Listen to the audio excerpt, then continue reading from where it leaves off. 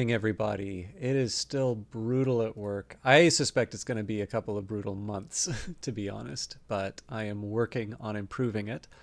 I do come to you somewhat belatedly. I know it's just hitting 8 o'clock now, which is sort of the tail end of the window where I normally go, but I still would like to try and converge on a 7 o'clock start at some point in the nearish future. Um, I know I say this quite a bit. I'm going to say it at the start and then I'll maybe try and say it partway through as well. I'm really interested in the kinds of things that you would all like to see. So, if people are interested in more things like Tactical Breach Wizards, I want to support that. If people are more interested in larger scale strategy, so something like an Age of Wonders 4 or a Civilization, I can see myself doing some of that. Particularly, there's a couple of off the beaten track. I'd say there's a couple off the beaten track like strategy games that I could see myself doing, including ones in the Civilization series. Uh, I do still have an ambition to do Shadow Empire, and there is a streamer who I quite like. Actually, I'll say a broadcaster because I originally found him through YouTube. Das Tactic. I suspect this is a name known to most people. And I one of the things I really liked. This is going to sound um, backhanded, and I really don't mean it that way. But I have noticed in my own case, I will hear a lot of people accuse me of, talking too much on, stuff unrelated to the game or going on too many tangents about the game. And I try to take that on board while also retaining the things that I think are still effective for the broadcast. And I have noticed, I will say sometimes on the learning material, I understand the frustration because sometimes I just want to find a piece of information. But I haven't had that translate into like, oh, I don't like this stream. And I actually really like the fact that he has stayed true to that impulse because to me it comes off as very genuine. At least in terms of the interactions I've seen in the broadcast and whenever I can catch him live, it does come across as very genuine. And I think it's really important for games like that because that enthusiasm is quite infectious. I have found myself picking up games which I had sort of set aside specifically because of his style. So one, I don't watch a lot of broadcasters, but he is one that I've quite liked. And when I did manage to catch him playing Shadow Empire, I did get to ask him the question, which I'd been wondering, which is, did he learn the game by reading the manual? Because I've taken a couple of rounds with the manual, and there's a section where the developer talks about how they would play the game. But I've with a few of there's a couple of games by very, very good designers which I feel have not been served well by the layout of their manuals. And again, I want to try and avoid the negativity as much as I can, while also giving voice to where I feel that there's area for improvement. So I'm very interested in the traveler setting for role playing games, and you have multiple, maybe not competing, but you have multiple versions of Traveler that you can enjoy. And I believe one of the ones by Mark Miller, one of the original designers, if not the original designer, is called Traveler 5. I think it's Traveler 5e. So I was very interested in this, mostly because it seems to be the one that is the closest to that. It's almost like if you think of these Linux distributions and the family tree, and like, actually, you know what, I could probably bring this up on Wikipedia. This might be interesting for some people. um,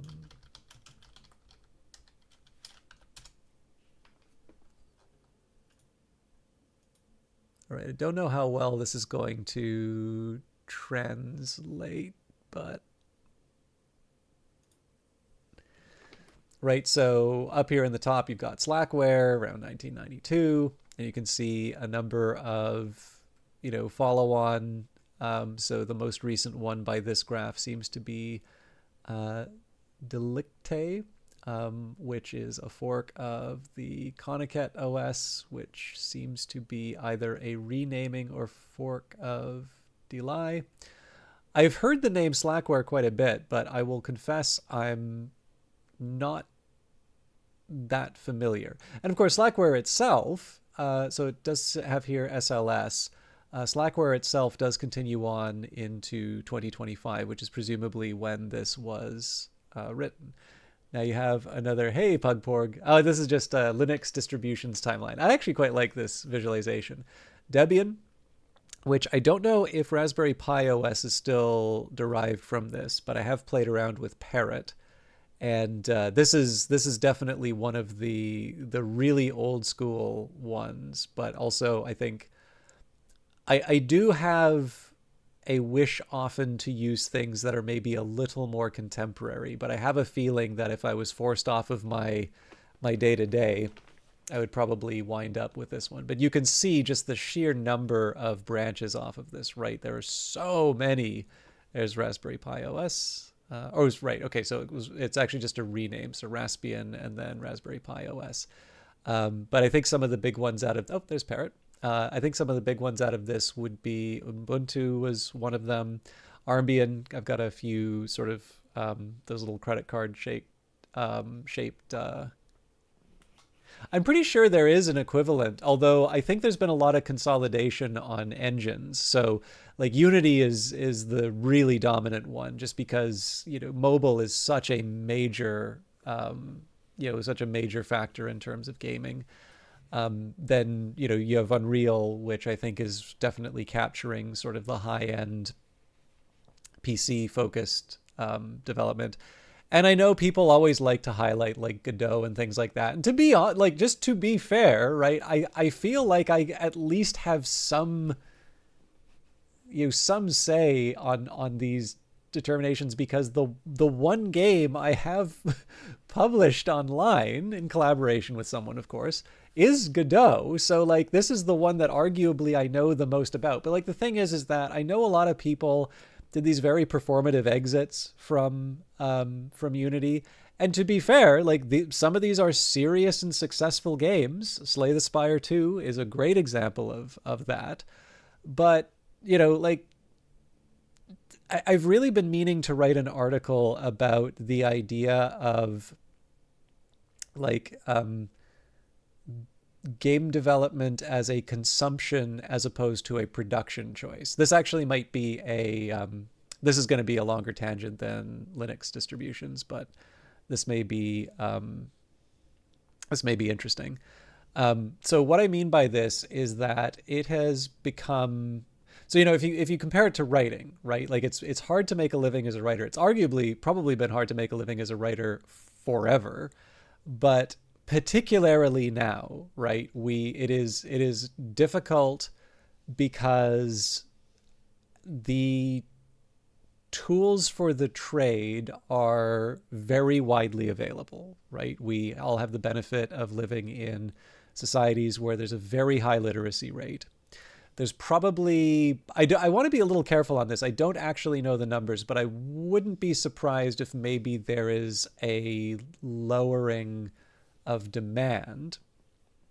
Definitely a very large supply. Now, I don't want to be too, how do I put this? Like, I don't want to be too doomerish about it. Like, I think Substack is a really good example how there has been demand for high quality writing and people willing to pay for it.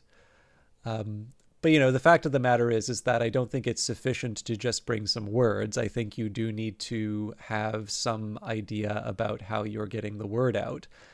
And I do think it is worth noting that Substack does support podcasts, and it does support video content, and it does have a social networking element with notes and so on and so forth. So even then, it's not quite the same as just, sit down and do the words and you'll be fine. But, I don't want to be too gloomy on the state of, I don't want to be too gloomy on the state of writing either. But the thing is, right, if you consider game development, you've got once upon a time, you would be expected to be producing your own, your own tooling to create games. And then there's the advent of the engine, and I actually think I know id Tech licensed their, or sorry, id licensed their tech. Often it was called the Doom engine, but I think it was sort of retroactively renamed to like id Tech 1 or 2 or something. Um, and they did do licensing, but I really feel that it was Epic that really went kind of heavy on the idea of creating a tool set that would be rented out. Then there's, Gamebryo is another example of these things. There's a number of competing ones. Some were open sourced. So there was the Torg engine, which I believe Tribes had used that. And I know Frozen Synapse was one that had used it. And I think that was because of the familiarity of the developers behind that technology. But the truth of the matter is that when you are thinking about commercial game development, you're talking about these few here.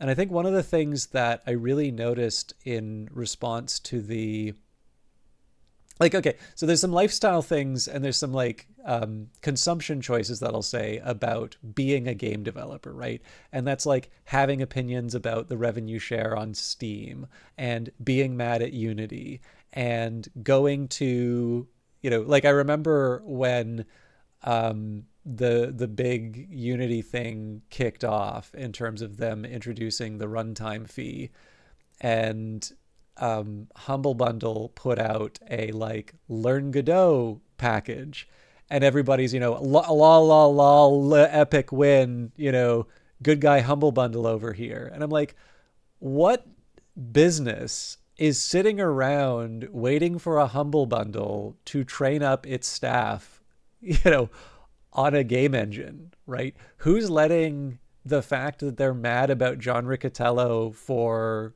loot boxes or like buying and shuttering Bullfrog or whatever it is they're mad at him for to decide, whether or not the team is going to lose the familiarity with a tool set and the time to port over a game. Again, I want to be clear, there are professionals that not only did that transition but had a very successful game as a result of it. I am making a fairly bare case here, and there is evidence to the contrary, and people have succeeded on that. But I'm not entirely convinced that was I'm not entirely convinced that was the only path available to those people. They made the choice, and I mean, they probably imposed a cost on themselves, and I think they would say, and I don't necessarily think they're wrong in that, it's their value set, that they were willing to bear that cost for whatever purpose. And I'm like, more power to them. That's one of the reasons why we have things like markets and the competition among different engines. But, I think a lot of the people who did those changes, first of all, you see the spike in all of the how do you do X and Godot stories. You see there really isn't a way to port on some of the other platforms. So, for instance, if you want to, I guess, like port your game onto Xbox, what you're basically doing is you're hiring the Godot team to do the porting for you. And I don't know, like it's a thing. They're allowed to make money like anybody else, right? But I just, I think the thing for me on that one was it struck me that these are not really business decisions. These are people who want to play at being a dev, and you're totally allowed to do that. That's why it's awesome that there are so many competing technologies, and the costs have gone down. But obviously you need to be really, really careful, especially when you're spending that money. Like if you're putting a bunch of money into a game, you do want to be clear with yourself, I am doing this because this is a fun hobby, right? I'm building model trains here, and there are people who put lots of money into model trains. But if you do that and then you say to yourself, and I'm going to get all this money back, it's an investment. You do need to think about, like, how long is it going to take me to get to market? How do I get this thing in front of my audience? How can I be sure that I'm going to see this return? Because I don't want to see people wind up in hardship because they did not look at the reality of the undertaking. So anyway, yeah. So my general feeling here is that if you were to do a similar family tree to this, there would be a pretty narrow set for game tech if you weighted it by the number, like the kind of the capture of the industry. But you would see a pretty interesting set based on, if you just based off what was available. And then you run into some weird things, like, so for instance, Ogre is not the same as something like Unity, or Ogre, I believe, is a rendering engine, and so you need to bring like the audio components and physics and AI, all of that needs to go, get bundled in. But like Double Damage Games, I'm pretty sure that's it. The people who did Rebel Galaxy and Rebel Galaxy Outlaw, like, they did it that way, and I think those are very good games. So there really do seem to be some people who take some of those, I don't want to call Ogre a primitive, but like these lower level components, and combine them together in an interesting way, and it allows them the flexibility of developing your own tools while simultaneously not reinventing the wheel. Anyway, there was a reason why I was talking about, I mean, I'm a couple layers deep here. So yeah, we've got our sort of family trees of different Linux. I didn't know Tails was Debian based. What else do we have here? There's Ubuntu. So you can see here, like, Ubuntu has a very large number of spin-offs as well.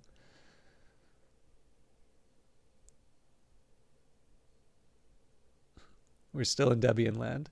Red Hat. So I don't know where I can. I definitely don't use Red Hat Enterprise Linux, but I predominantly have used Fedora, and I suppose in theory, if I were to force myself into like an enterprise one, I guess I would need to decide if it's CentOS or one of the like Alma or Rocky. I actually don't know most of these other ones here. I guess the question to me would be, like, what the benefit of the also ran red. Actually, here's the question: where is Fedora? Oh, there's Fedora Core. Okay. Oh, that's interesting. Cubes is Fedora based. Yeah, I've never heard of most of these. SUSE.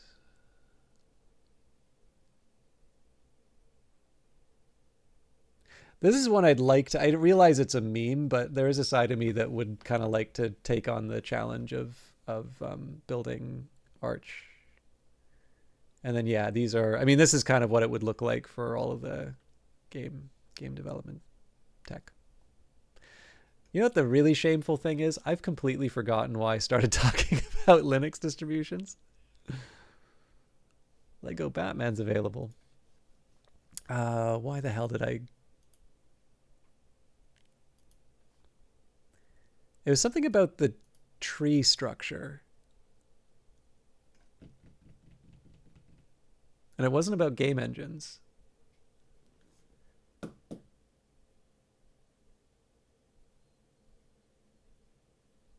I seem to recall I was talking about strategy games and things I'd be interested in. Oh, right. I remember. Traveler. Okay. So anyways, if you do a similar graph to that, I think what you would see, like, you'd see Traveler as kind of like this Debian-like line with lots of children. And so you have something like Mongoose Traveler, which, from what I understand, is very playable and very good. Like, Mongoose seems to have taken up another number of sort of beloved IPs. So I think they do Paranoia, for example. Sorry, I just need to adjust the mic stand.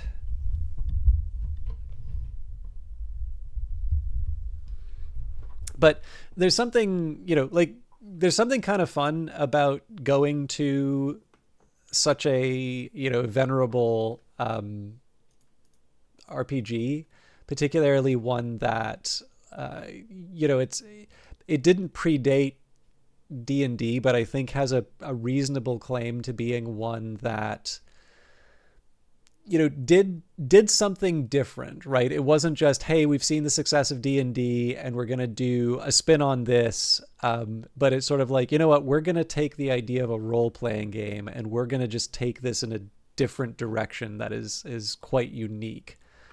So I did want to check it out. I did pick up Traveller 5e, and like I'm really interested in it, but despite the clear talent behind it, the layout of the book is baffling. Like there will be, I'm trying to even remember what it was. I think there's like just, I was reading a section, I think it was like just about currency or trade or whatever. And then out of nowhere, there's this table of like distance measures, right? Like there's multipliers in terms of like distances from like a single coin to a gas giant and like all the rules for that. And I'm like, I have no idea why this is here. And like I reread the previous few chapters to try and understand like why that was there, because it made me feel like I had missed an important point. But just for whatever reason, like it just shows up in that section. And it really made me appreciate, I don't know if this is something that falls to an editor or if, the lead author, it does this, but it really actually made me appreciate how important it is to lay out the concepts in the context of a rule book. Because I'm fascinated by Shadow Empire, and I really do want to play it, but I notice the way that book starts. Sorry, I gotta sneeze. Excuse me. That one does start with a lot of mechanics, and the like developer tells you how to play the game. That's, I think, like 5 sections in, but it does say like this is a good place to start. And I'm like, well, why don't you start the book with it then? And the interesting's quite like the opening's quite interesting. Like they talk about the setting, and they're really clear. It's like none of this is going to touch on your game, or at the very least, it's very unlikely to touch on your game. But yeah, it's just one of these things where I don't like learning through videos. I get annoyed. I am not one of these people who completely,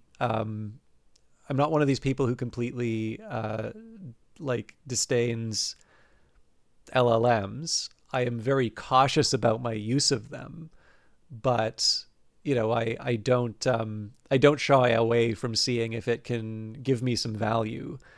But one of the things I hate the most, particularly Gemini, is it always sends me a YouTube video. And I've started to get a bit rude with it now, where I'm sort of like, do I seem like a knuckle-dragging moron? Like, give me something to read. I do not want to watch some YouTuber making a stupid face on the icon telling me how to think. I want an AI telling me how to think. But yeah, I mean, I wouldn't say it's terrible, but what really interested me was that I will probably check out Das Tactics video series at some point. But as is always the case, right? I don't want that to be a primary source. I want to come to terms with the game on my own first. Build a man of fire, keep him warm for a day. Set a man on fire, keep him warm for the rest of his life. And I want to try and figure that out on my own, and then get the benefit of people who are very experienced with the game.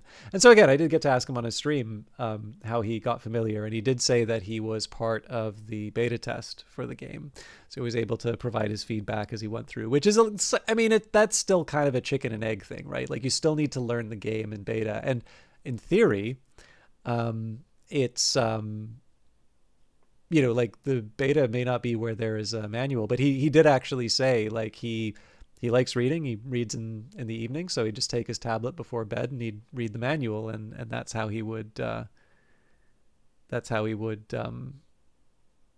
would learn. So, again, I was encouraged to hear that. I mean, again, I want to watch his stuff, if anything, just to support a creator who I think is doing something interesting.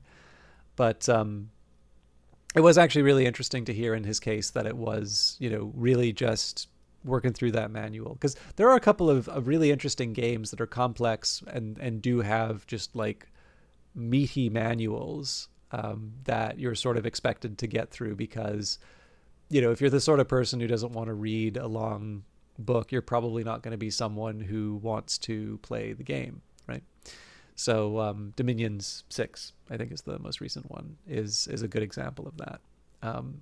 So anyways, all of that to say is just, I'm still evaluating some of the things that people may or may... Oh, that's interesting. I've never checked out War in the Pacific, but I think I'm familiar. Just going to open up Tactical Breach Wizards. I should also say, too, while I was trashing Godot a little bit, or maybe the people's behavior with Godot, Tom Francis has been doing his videos on development, and I believe his next game is being made in Godot, and he speaks very highly of it. So, but I also think that's the right way to go about it, right? You don't see Tactical Breach Wizards like switching to Godot halfway through. I can tell you a game that I kickstarted that switched to Godot halfway through, and they're multiple years late, and I don't appreciate it. So one of the reasons I backed it is because they had a working demo in Unity which showed me that they could deliver. And I do feel that, I mean, you want to be reasonable. Sometimes there are unforeseen circumstances, but they were very clear that it wasn't because they felt they were going to be affected by the runtime fee, which was ultimately removed anyway. It was because they wanted to make a statement. And I'm like, maybe make your statement when you don't have an interest-free loan from me. So...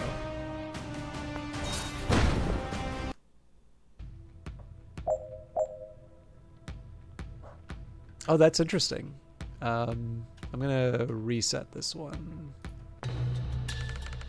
You're panicking because you don't feel like a PI anymore, and you need that identity to feel valid. Oh, we're just getting right into it. There's a hole in your heart where your self-worth should be, and the job is just the latest ill-fitting thing you've tried to stuff in there to keep yourself functioning.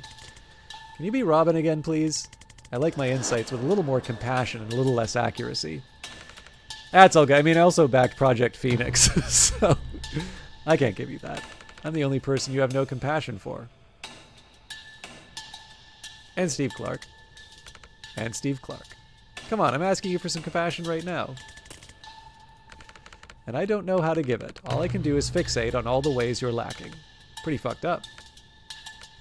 Hey, imagine if you treated anyone else this way, except Steve Clark. Oh, yeah, I got the lesson. I'm just taking my time failing to internalize it. Can we do something less stressful, like beat up angry strangers to stop them sounding a nameless alarm in my mind? Sure, don't see any unhealthy symbolism in that.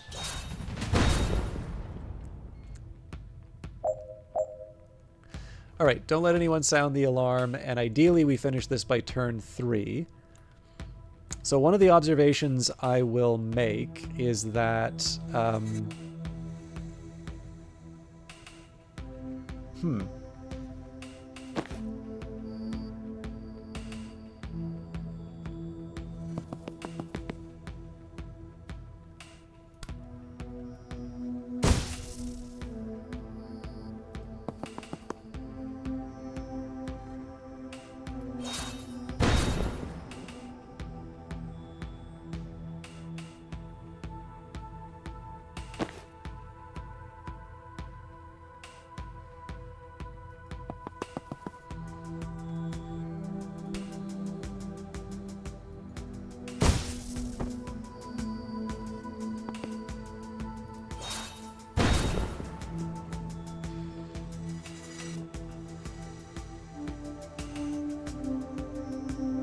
So the plan here is to try and let the turret help me out over the next few turns.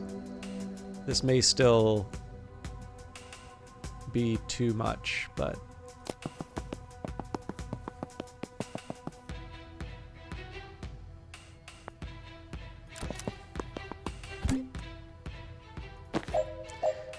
Okay.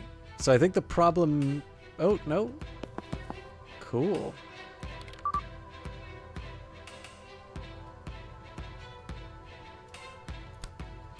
I'm curious. I'm not sure that's the best option. Well, but I don't have as many options, so...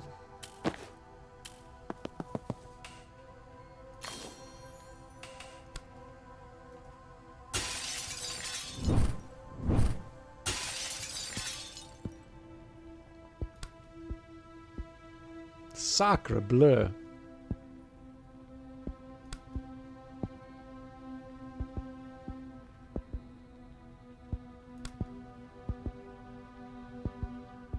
How annoying.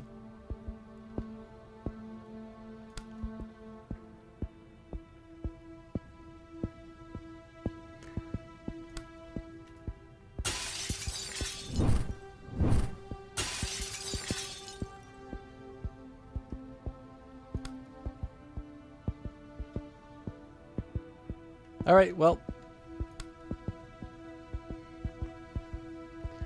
The only thing I can say is I really wish I had something else to take out the heavy gunner with.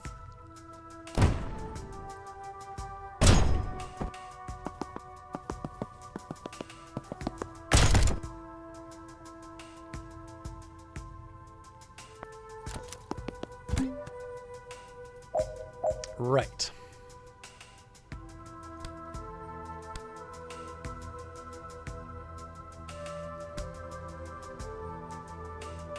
It doesn't really matter.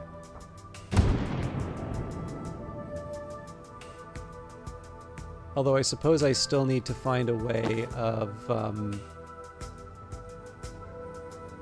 tossing this gentleman back.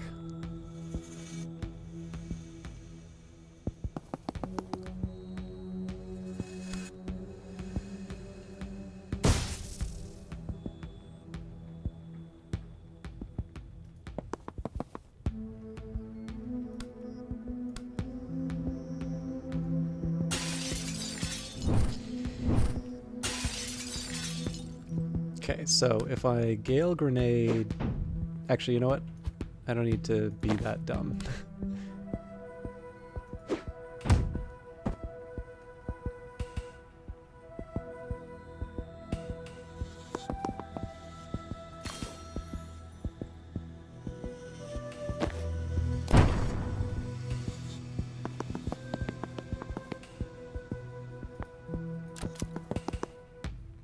Okay, so I think in this case I can Static Blast.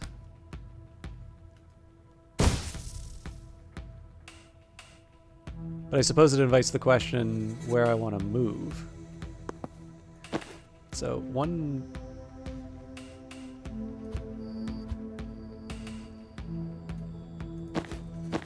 So I think the other gen gets in the way. Yeah.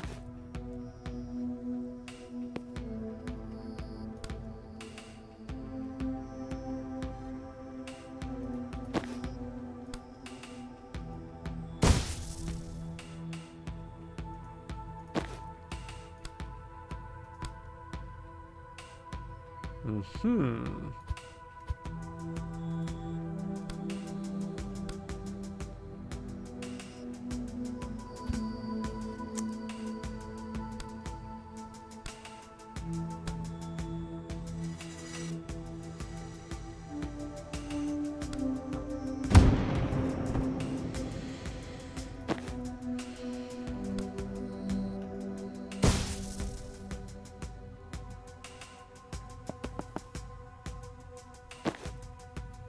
All right, let's see how this goes.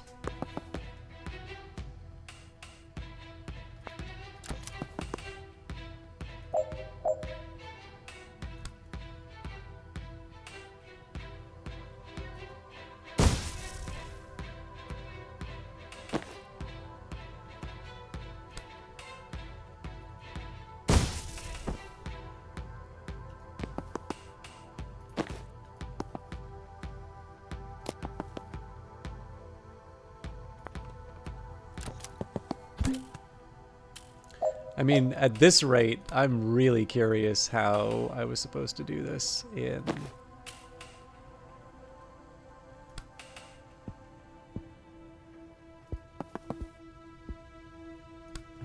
This isn't really going to help me. Now, if I go out like this... Well, okay, there's one thing I can do. Ooh, that's no good.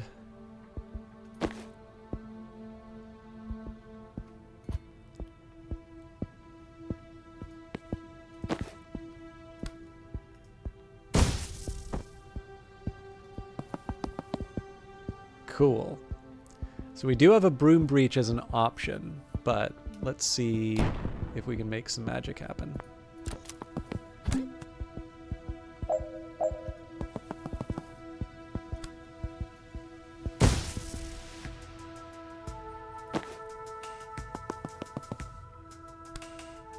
Okay, so let's take a different approach here. The key to this is going to be stunning the...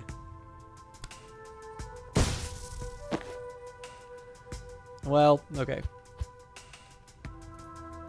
I think at this point we just need to accept that. It's a difficult situation all around. Actually, you know what?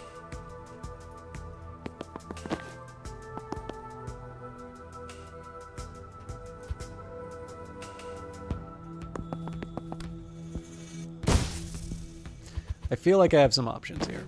So, Revive Snow, lovely to see you.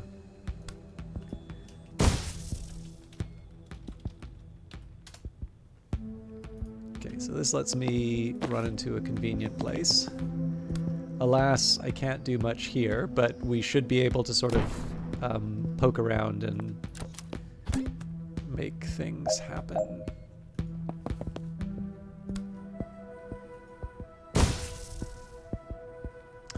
This one's a little trickier. Okay. Less tricky than I thought. So I'm curious if I run ahead like this. Okay, good. So I should get a little more distance.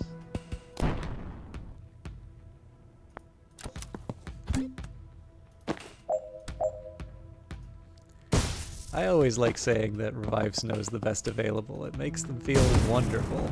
All right. So again, that's not a round to be proud of, but we got the work done.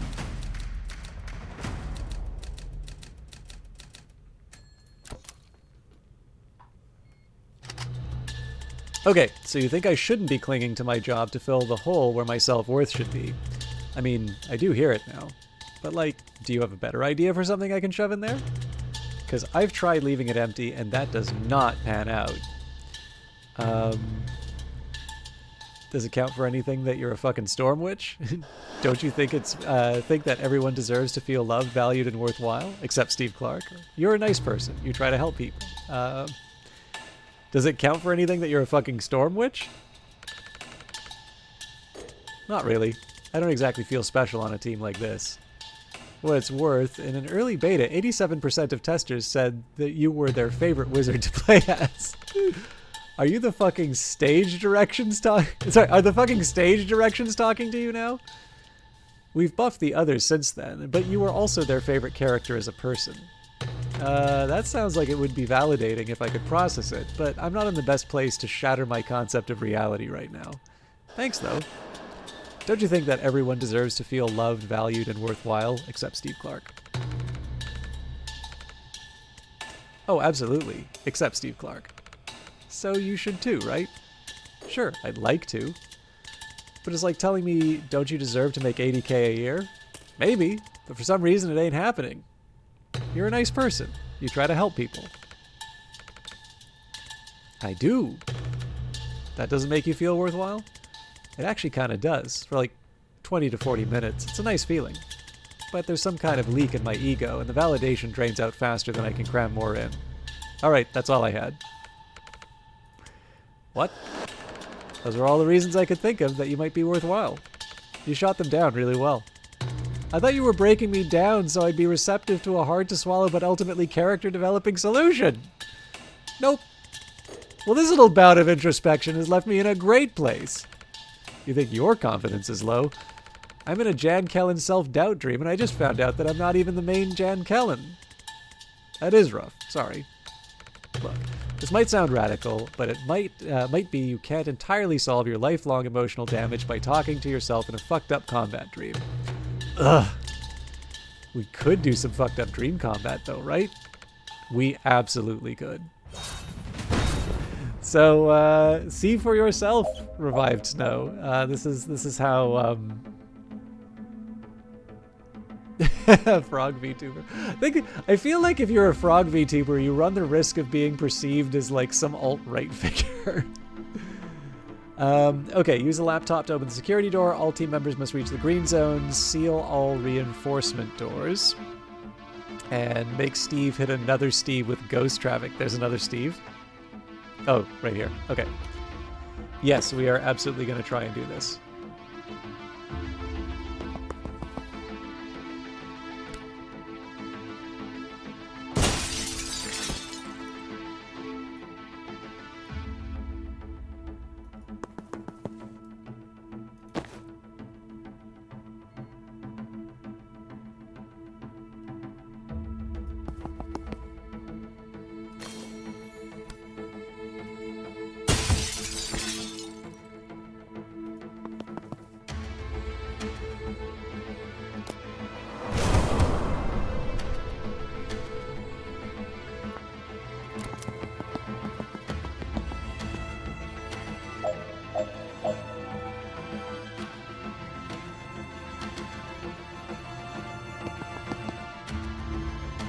Okay. So the easy answer on this one is to static blast the enforcer out of the way.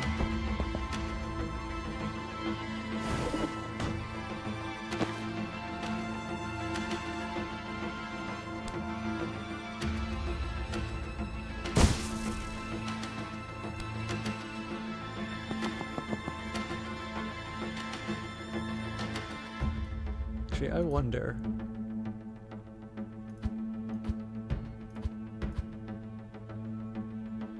Nah. I mean, I'm still gonna have to work this around. There was one version of this where I'm thinking, like, hey, maybe we can broom breach, but I think I definitely need to knock this guy out the window.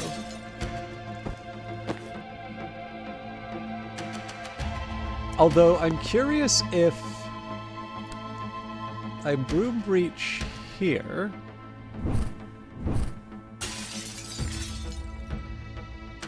I can static blast the traffic warlock.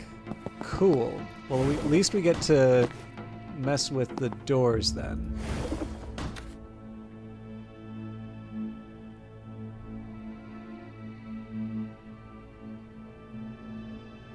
And I do like frogs.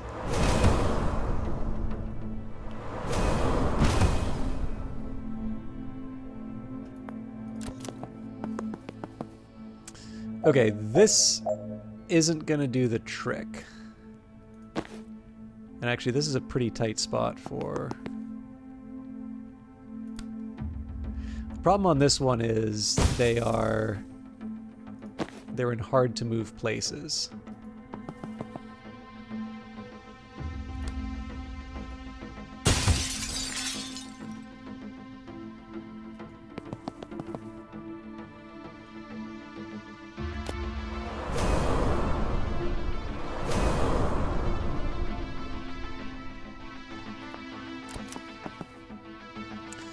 Alright, I feel like there's potential here. You know, I think I blew it, though. So, might be able to try and do something sneaky with Gale grenades.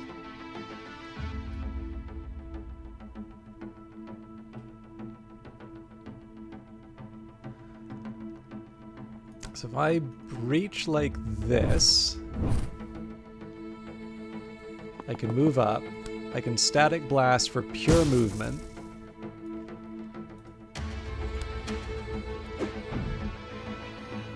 Oh, god damn it. This is so close, but I don't think it's going to do the trick.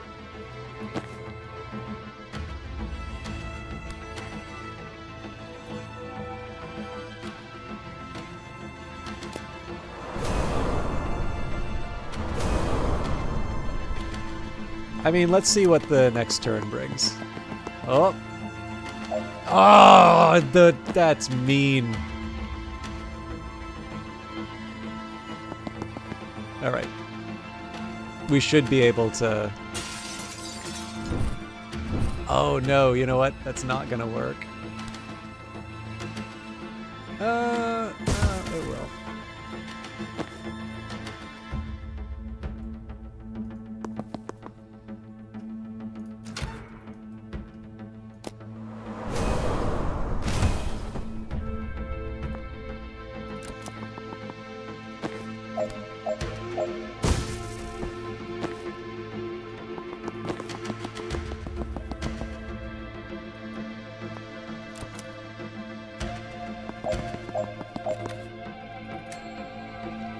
Oh, I didn't mean to knock that through, but yeah, that one I felt good about. Unique perk acquired. What Jen's anxiety dream lacked in actionable mental health takeaways, it made up in the number of people she can now electrify with a single chain shock. Innate perk can't refund. Can chain through twice as many targets if you have 2 mana to spend.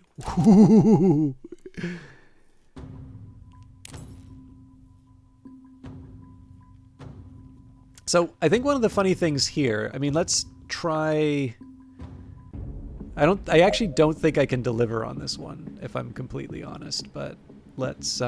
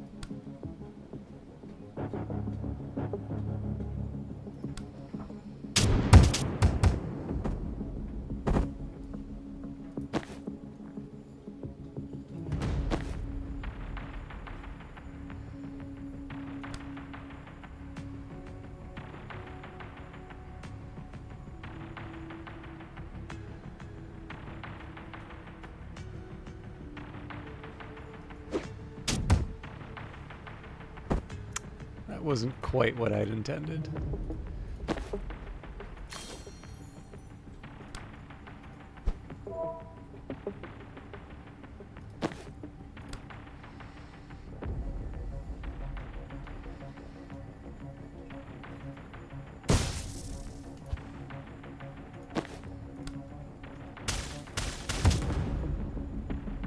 Feels like a really weak,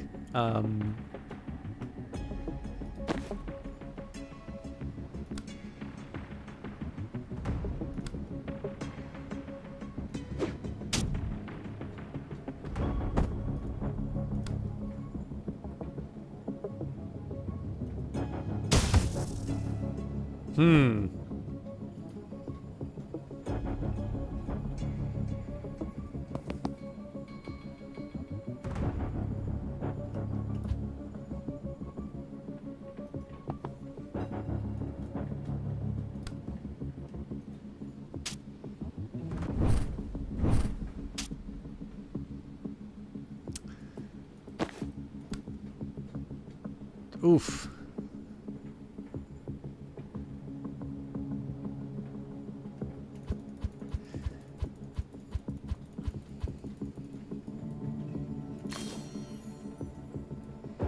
I was trying to think. There actually isn't any option for the predictive bolt here with Zan right now.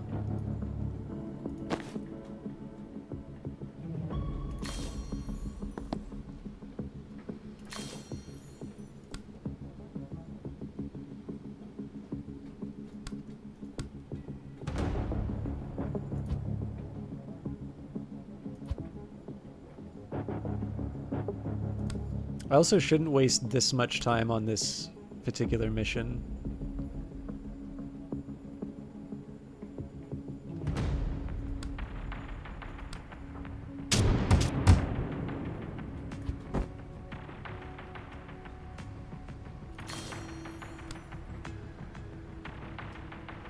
So I feel like there's still potential here.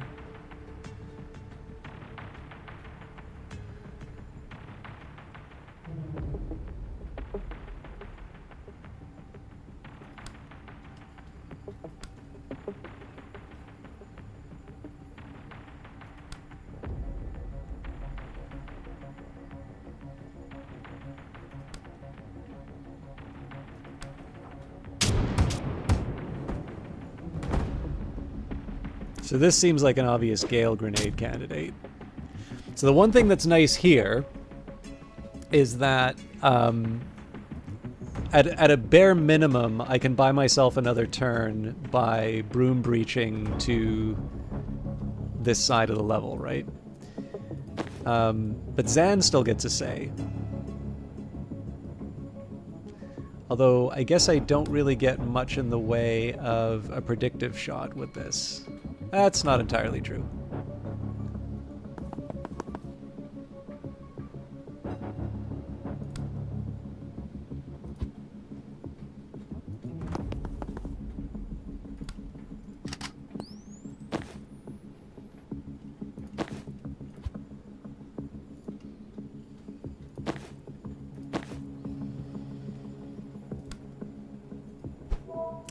Yeah, but I guess the thing I need to do there is I still need to use the static blast to knock someone out, which eliminates my movement options.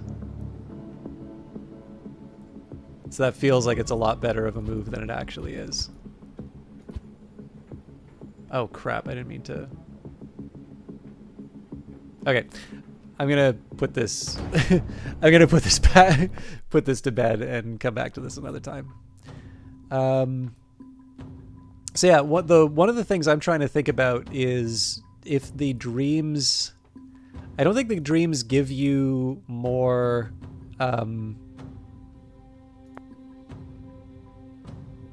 Experience. I think they just give you confidence. I mean, let's try maybe 110 men.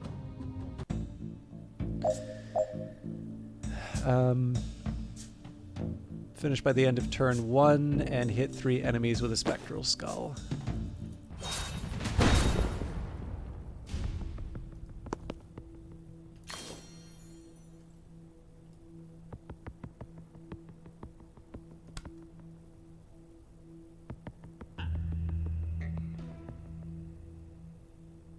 Yeah, let's do that.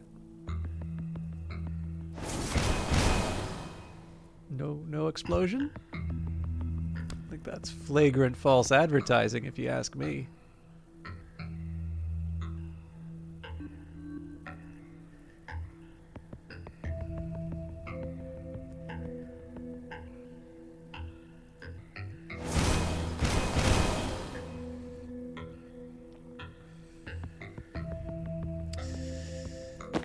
Alright, somehow we need to finish this on turn 1.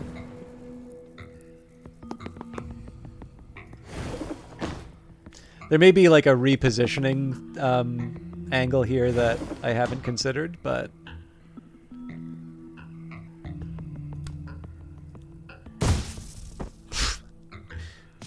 absolutely no luck. Banging these...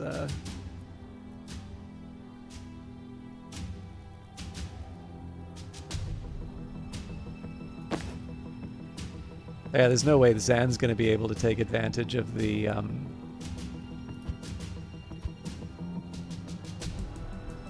predictive bolt. Yeah, there's no way I'm doing this in 1 turn.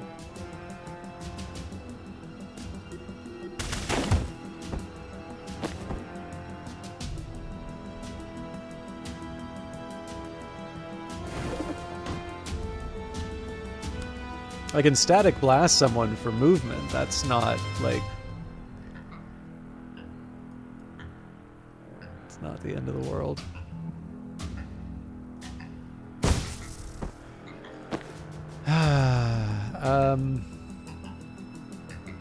So, I mean, I can take cover, but I still get shot. Well, I say that, but if I do transference on Zan,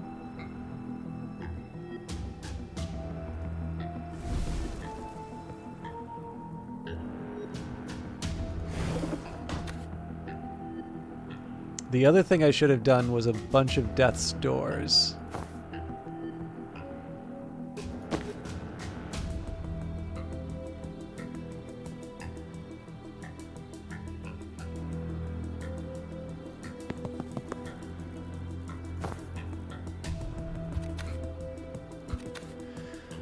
I don't know if there's a... yeah.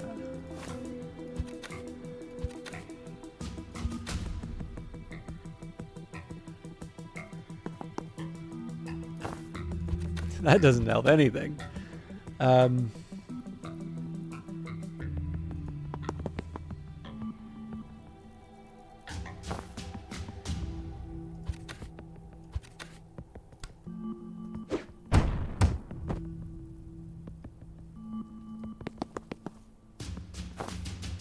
I believe we... No, Banks still dies.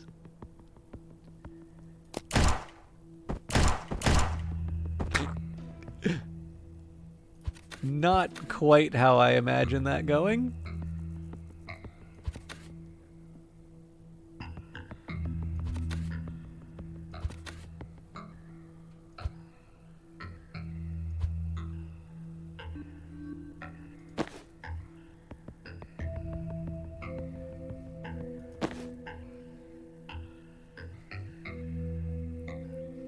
You know what? I am going to rewind to the very start.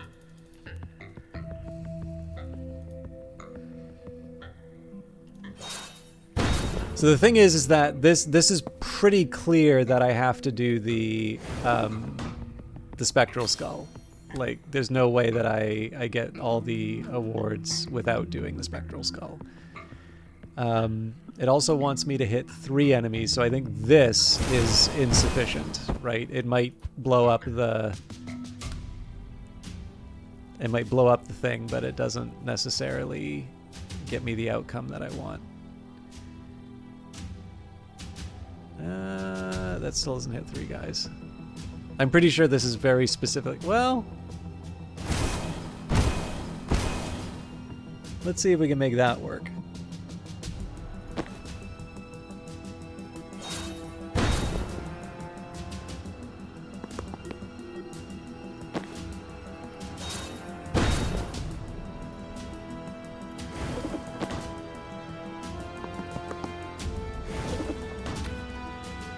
Okay. Technically not every attack.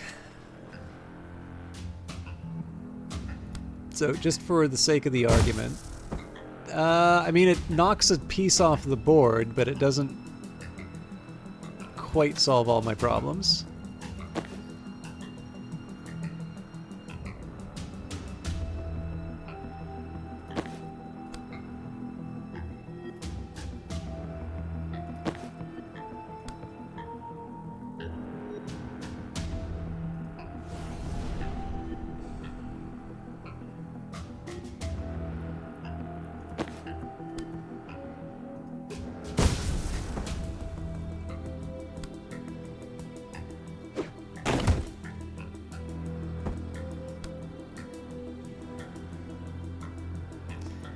Okay. So unless I can predictive bolt something...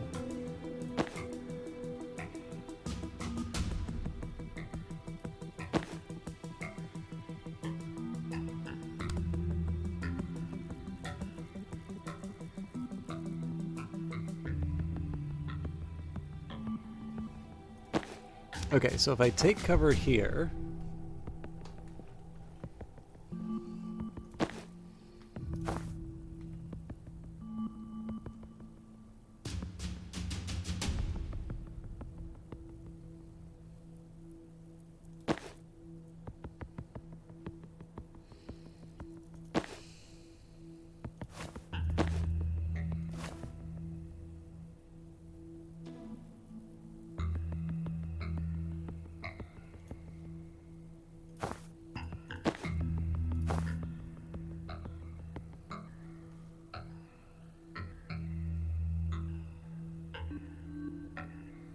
So the funny thing here is that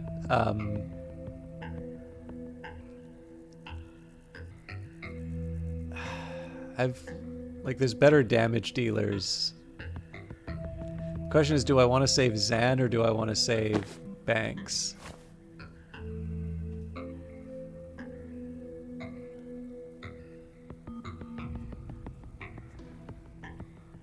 I don't even know if it's possible to save Zan here.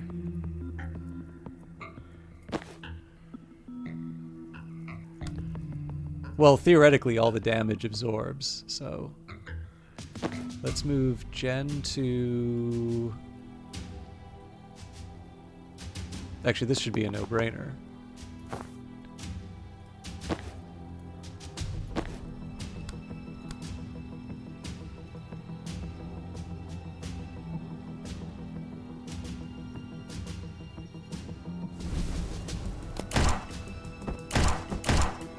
Okay, so it's still...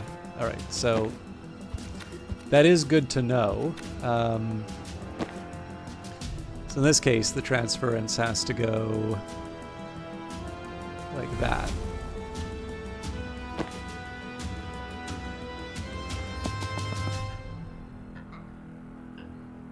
That's still going to take out Jen.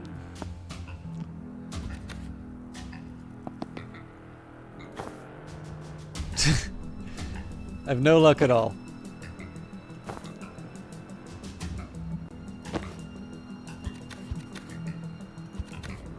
I mean, technically, if I lose two, I lose two, right? Like, it's unfortunate, but we can still probably make it through. So, whatever.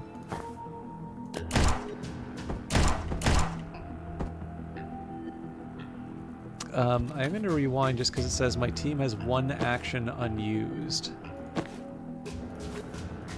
Oh, that's right, I get to shoot something.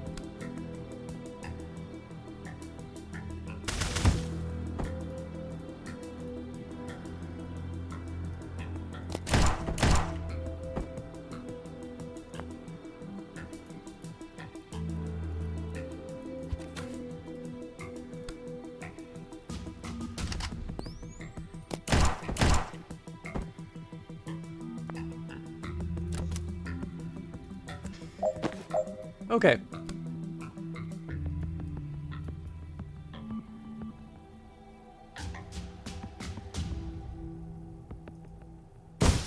That at least keeps Jen alive.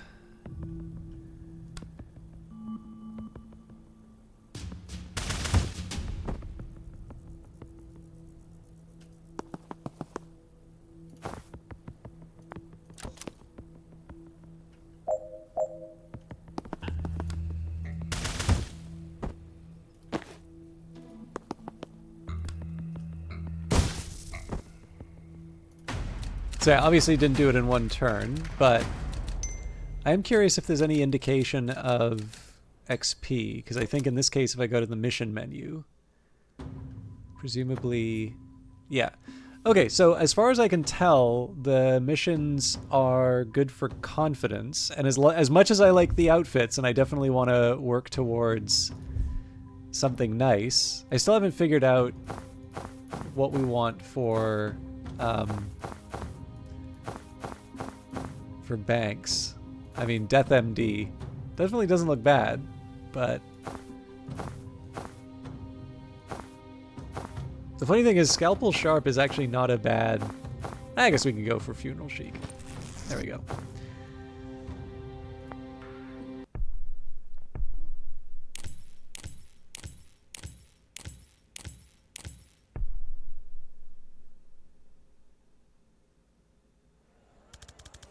Chapel still runs supply trains from Liboli to Kalan.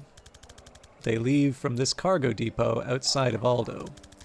We stake it out till a Chapel train comes in, let them load up, then jump on the back after it leaves the station. Won't it be moving kind of fast?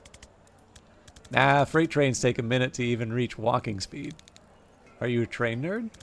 I was a Navy SEER. This isn't my first train heist. But yes, of course I'm a train nerd. Aww. I didn't buy this needlessly accurate miniature freight train because I thought you guys would need a visual aid. Okay, good, because that did seem patronizing. Why don't they just find us and stop the train? Say, won't they just find us and stop the train? Right, we need to control the train before we go loud. Jen, the cap front should be breachable, but not from the ground. Can you draw a breaching glyph on a flyby? It's never come up, but I'm excited to be living the kind of life where I find out. I'm chalking that up as an extremely stressful unknown, but it's still our best bet. Wait, you said this thing's only moving at walking pace. No problem. Shanya only shakes when I get near Mach 1. Okay, later I absolutely need to know why you call your broom Shanya, but now it does not feel like the time. Once you get in, you'll politely eject the driver, disable the emergency stop system, and we'll work our way towards you from the back. What if we have to wait a boringly long time? That's the human cost of this operation. I've got a good audiobook on the role of Murlasan anti-tank monks in World War IV if you want to borrow. Is it about their human stories and the cultural context, or more, it's entirely about the craft dynamics of armor penetration? I'll just stare at the train station, thanks. I'll take the book. Alright, got it. Ultimately, we're going to have to fight the whole train full of chapel forces, right? Sure, but a train is just a series of rooms. You think we can clear any series of rooms? Well, we're 3 not incompetent wizards who have breached some moderately hostile rooms without dying unrecoverably yet. I think I actually lost confidence from that pep talk. Liv always did these. I don't have the swagger.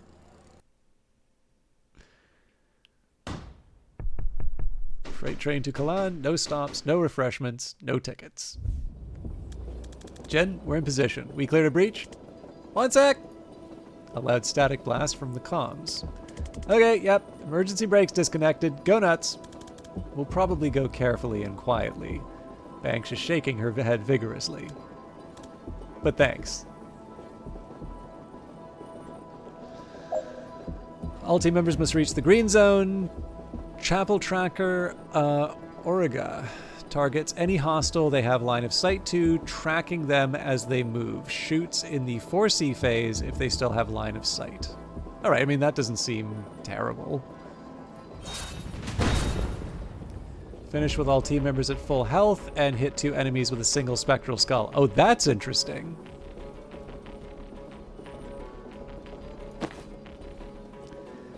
So, I mean, that forces...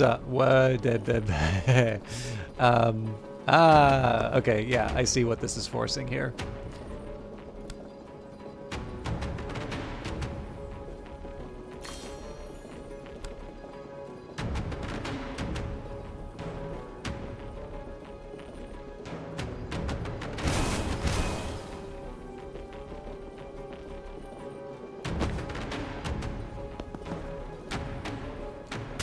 Fascinating.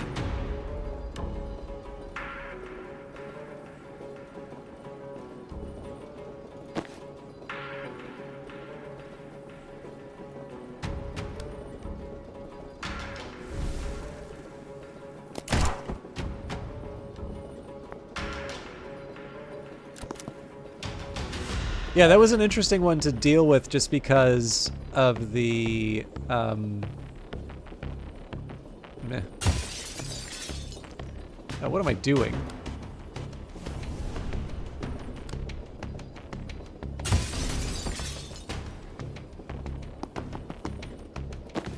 No!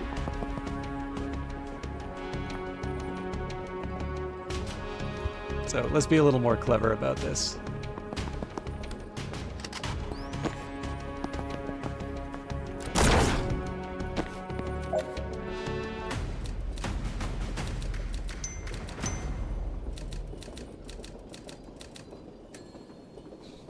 It is very well written. Again, I really like Gunpoint. The funny thing, like, I do like the writing in Heat Signature, but I feel that I feel like it wasn't as big of a highlight as for Gunpoint in this one. One car down, sit tight till we get there. Don't engage alone. Right. Yeah, that would have made a lot of sense. All team members must reach the green zone. Jen, finish by the end of turn 2. Well, they're not asking for much. So the funny thing here is, like, I can't board this up. Oh, that can't be that hard, right?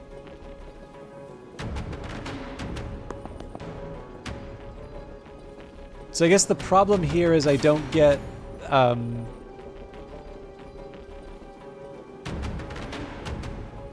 Oh, I guess I can take damage, so...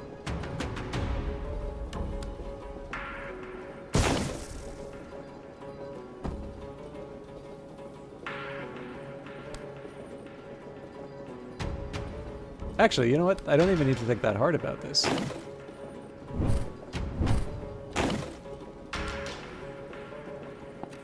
See ya.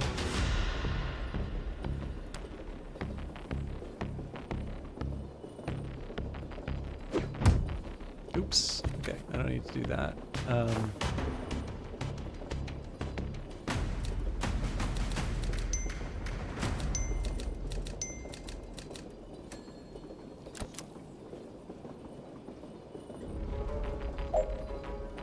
Alright, knock out all the enemies and reinforcements.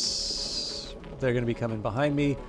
Zan finished with all team members at full health, and Banks cause a total of 3 extra knockback by making enemies unsteady. The Chapel Shepherd Davis, if they see you attack one of their flock, they'll shoot you immediately. Slug of Justice shoots anyone. Okay, yeah, so... But I notice it's actually quite careful in how it phrases things. So if I have a way of... Theoretically, if I have a way of not shooting someone,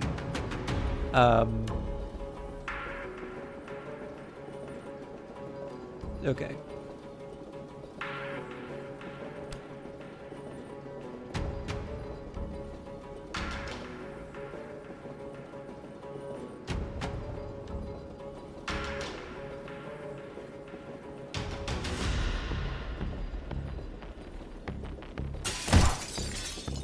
Fascinating.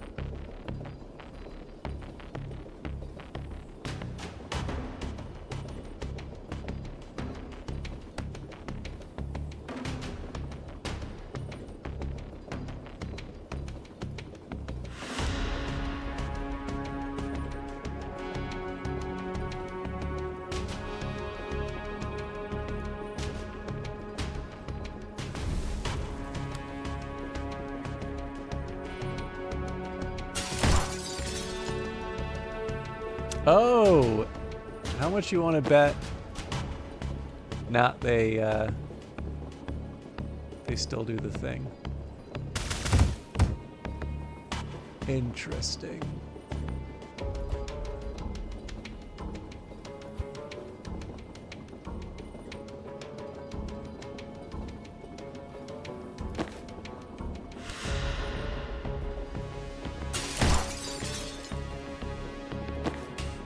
Funnily enough, though... Actually, you know what? I think, it might be slightly better if I sedative cocktail this. Alright.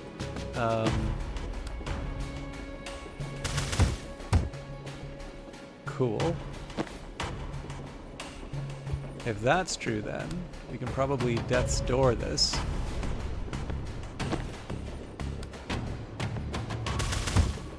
Oh, come on!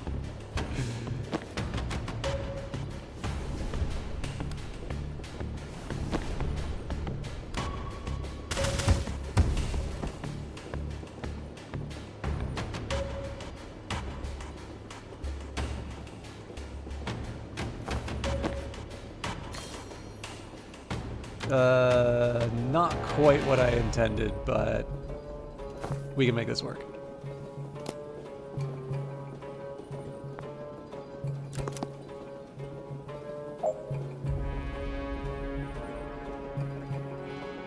So what I am curious about here...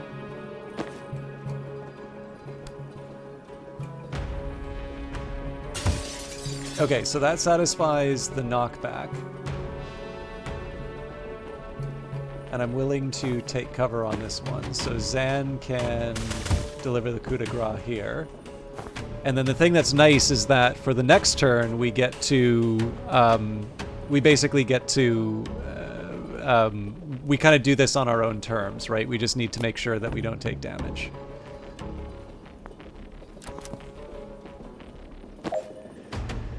Right.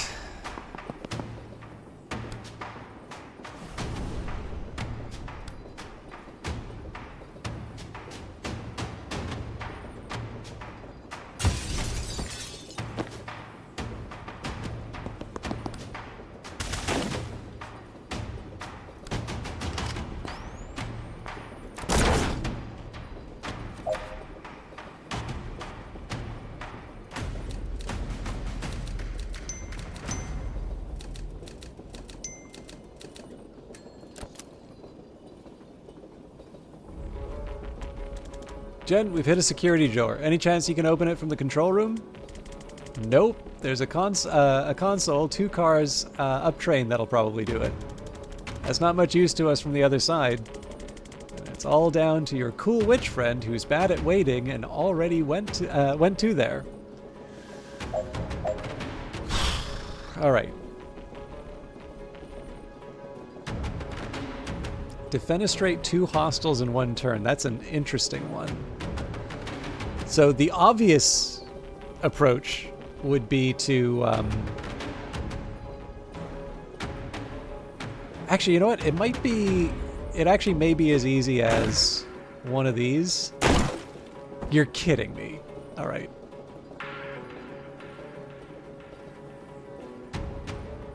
They really don't like me hurting their people. So I think the problem here is if I do the defenestration anywhere else. I mean, in theory, I might be able to...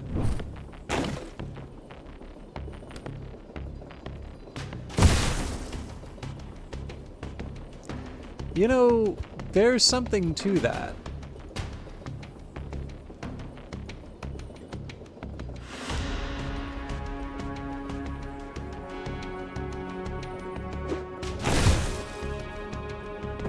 Brilliant. All right.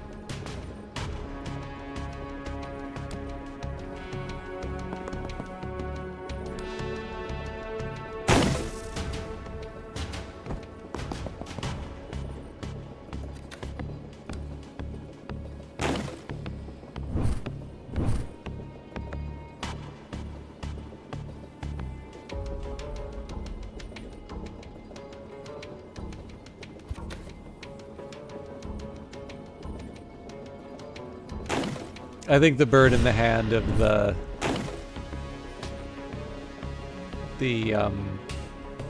proximity to the door is better.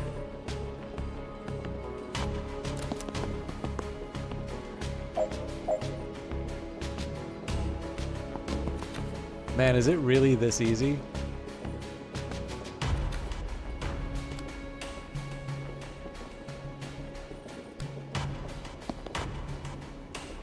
I think the problem here is I get shocked. So that doesn't work for me. But I am curious.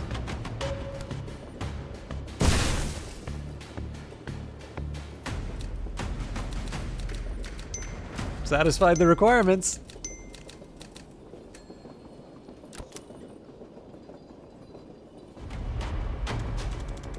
If you're in the next car anyway, Jen, we could actually use a hand in here. Ignore him, we're fine. There in a sec, save me a time boost. Alright, as always, we want to see what... So, finish with all team members conscious, defenestrate 2 hostiles in 1 turn, defenestrate verb, throw out a window, and use Death's Door to eliminate 1 hostile.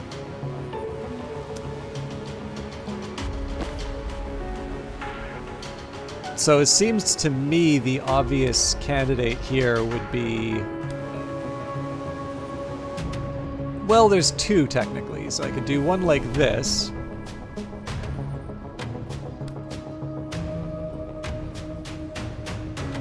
Yeah, that's not gonna work.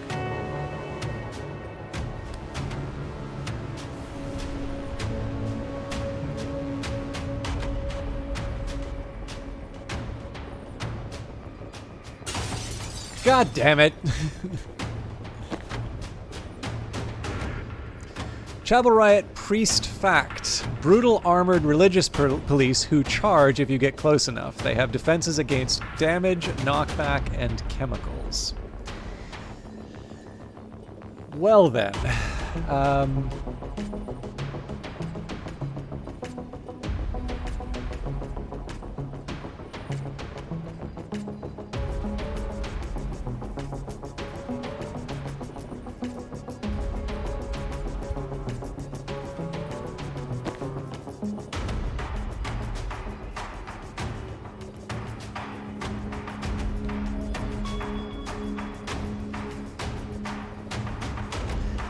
so I think the big thing here is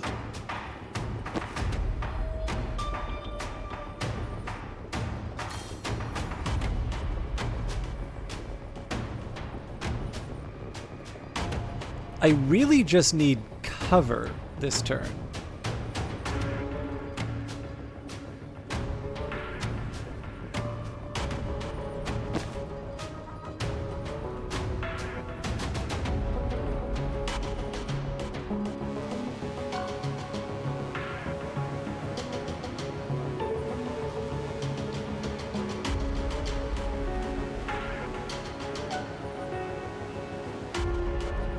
Okay, so here's what I'm gonna do. We're gonna do transference onto Zan.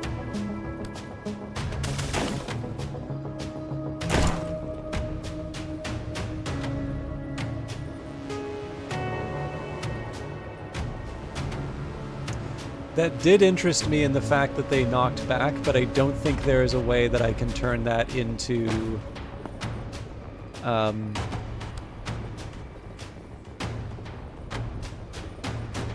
ooh.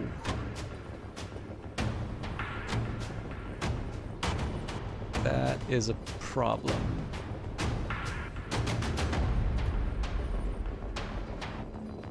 So, I mean, I would have said, okay, well, we move up like this, but again, the Chapel Riot Priest takes me out then.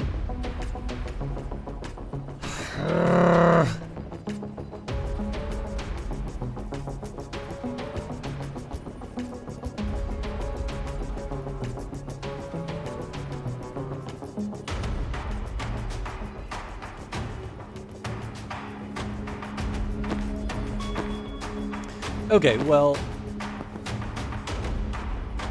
what if we do transference onto Zan to the Chapel Tracker?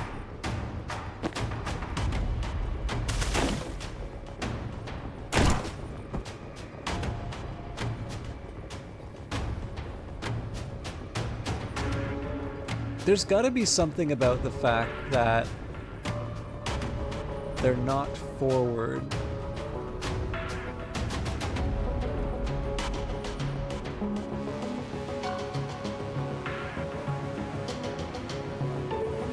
Like, so one of the things would be, oh, hang on. Finish with, okay, so finish with all team members conscious is a very different proposition from don't have any team members go unconscious.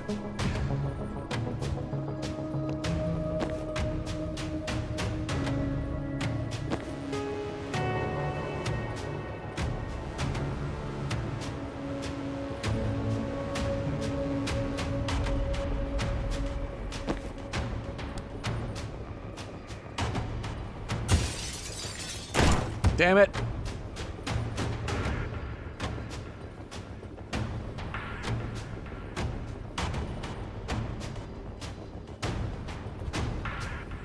Ah, no, I still need to have him up in the right spot here, though.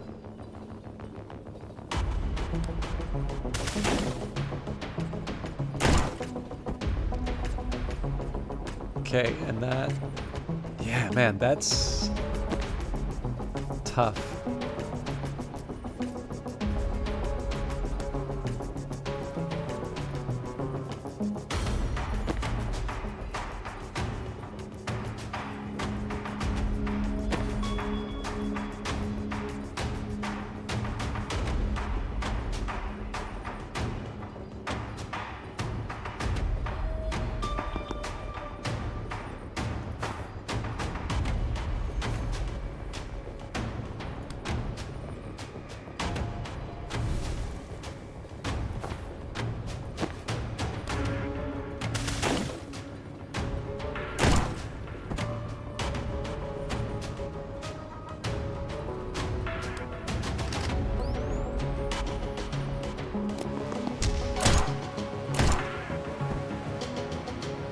Okay.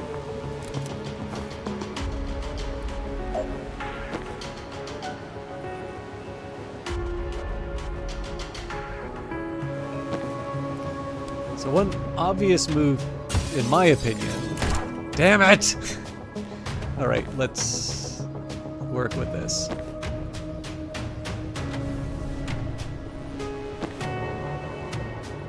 Oh, damn it, I don't have Chain Bolt. Right.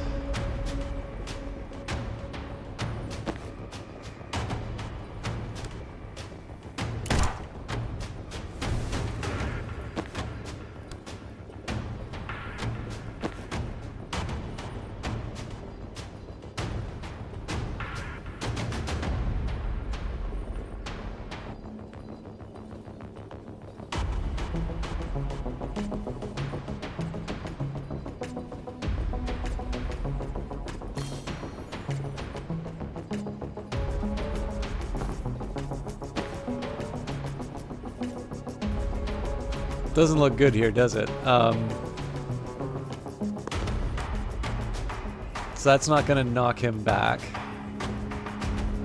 Okay, you know what? Let's just rethink all of this. So one of the things I was counting on was the Chain Bolt, but I'm not going to get that this turn.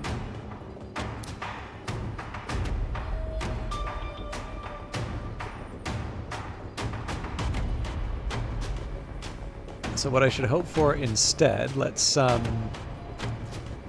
Actually, hang on. Okay, so if we get Banks to Death's Door here, and then Sedative Cocktail this one, and if I Gale Grenade...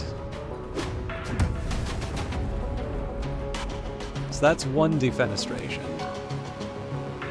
That's two. Now the tricky part here is I need to resurrect Zan.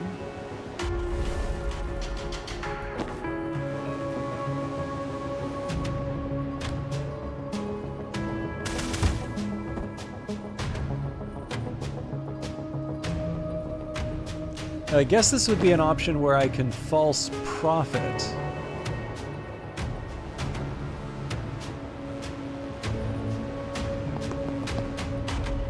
Okay, so if I take cover here... Under normal circumstances, I would have time boosted. Well, you know what? That's not off the table.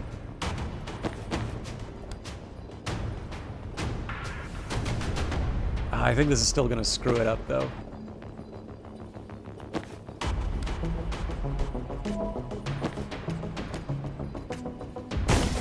What?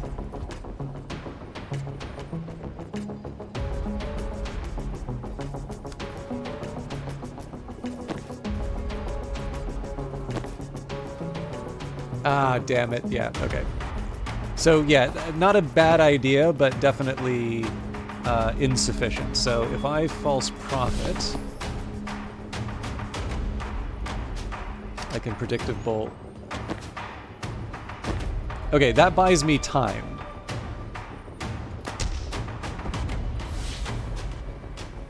Oh, hang on. I think Death's Door only lasts one turn. So... Oh, all told, we've got the right idea, but...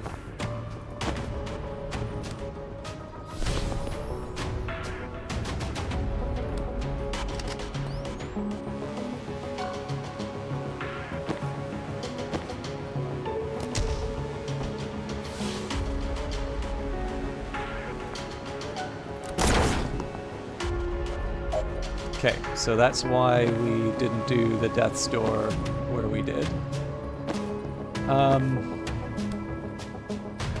I see possibilities here.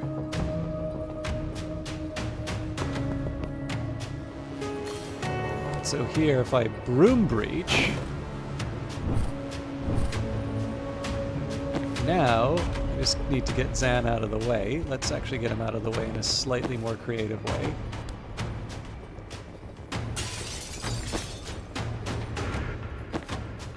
Sacre bleu! I still need to knock someone back. Alright.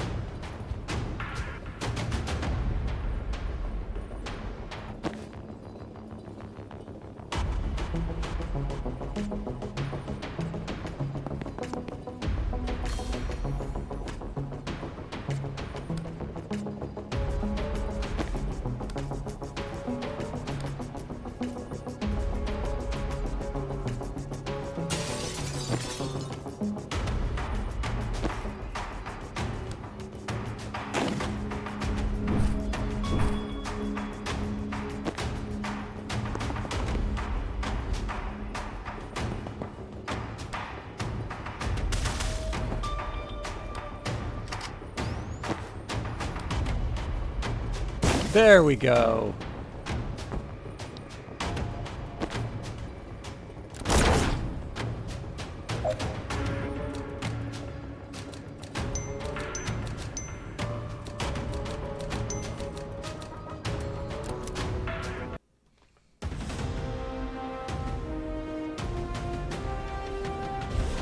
Mission complete. Board and secure the Stoic. Complete. Enter Kalan. Complete. Have any concept of where we are. Pending.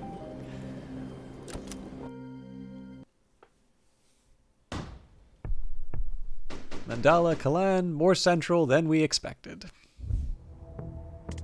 We focused a lot on how to get on that train. Maybe not enough on where we'd get off. I was kind of banking on an out-of-town supply depot. Let's focus on achieving the out-of-town part fairly immediately. Okay, as usual, we want to organize the turn around the confidence builders. So finish the level without letting any enemies attack. Finish by the end of turn 2, and hit 3 enemies with a single spectral skull. So I think it's pretty clear who gets the magic. Oh, now this is interesting.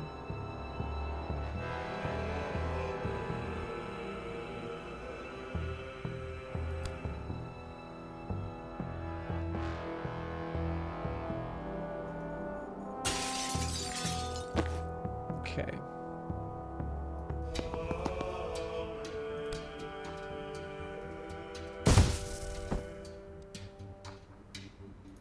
So it seems to me like the top priority here is to avoid the shots.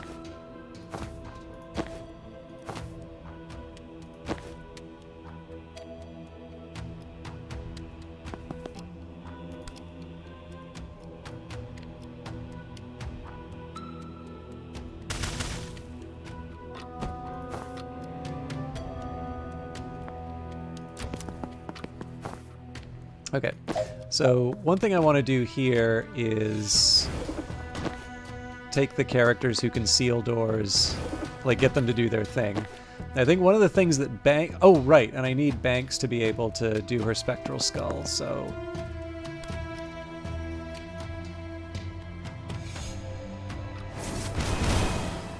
So we need to make sure this is done by the end of turn 2, but I'm actually feeling pretty good about this. The big question, though, is how can I do this without... Oh, that's mean. Damn. Okay.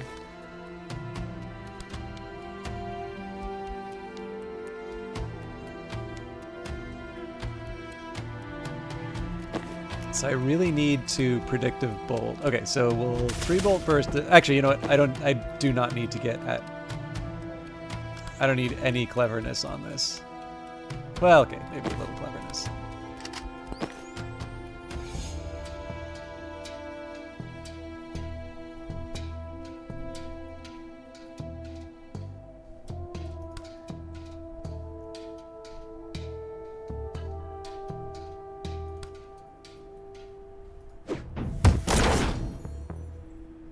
Yeah, works.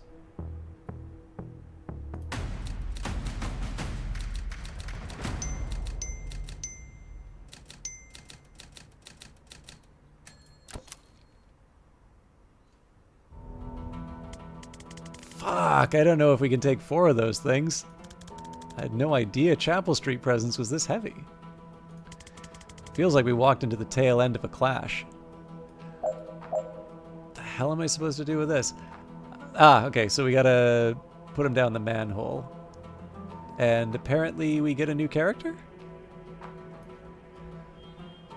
So, defenestrate 2 hostiles in 1 turn, hit 5 enemies with a single spectral skull, and have Dahl deal a total of 10 knockback. Okay, so as always... Well, okay, first of all... this is still feasible. So, grab the intel...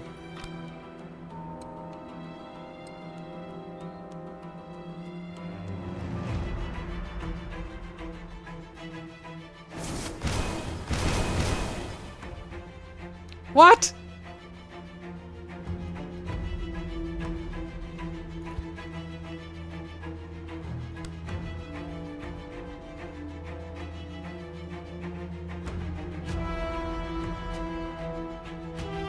Yeah, that was wishful thinking on my part, clearly. Okay, so what I'm going to do here, let's see if we can get Banks to satisfy it from the other angle. Nope, I think that was pretty clearly designed.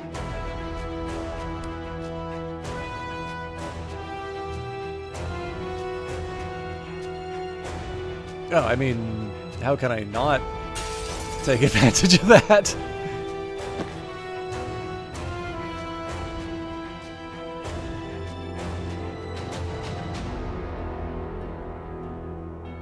So I think the angles are wrong on this one.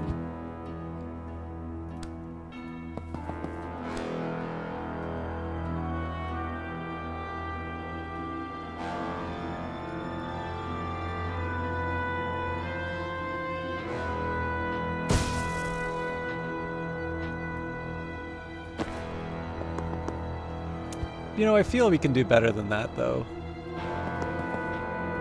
So I can set up a predictive bolt here. That allows me to grab the intel. Beautiful.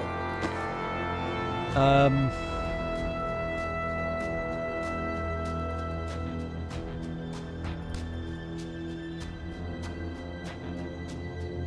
don't really know if the...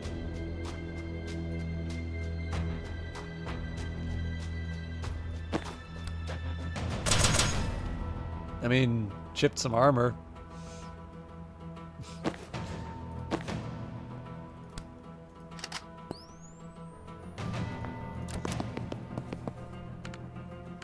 Get inside. I've got this. Appreciated, but we don't really have an inside yet. Then get out of the curfew zone. Okay, but we're gonna help you first. Sorry. Del Sabin, the rebel riot priest. You've all heard of her, a resistance icon using the armor of her chapel oppressors against them. She might be the only thing that hits harder than they do. Okay. Oh crap, I completely forgot we need to defenestrate 2 hostiles in 1 turn. Now I do see, I definitely see some potential here, so let's, sedative cocktail... Right, but there isn't that extra knockback yet. But, doesn't matter.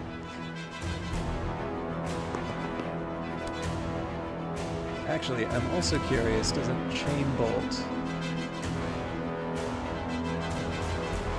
Sure feels like it does, so do one of these.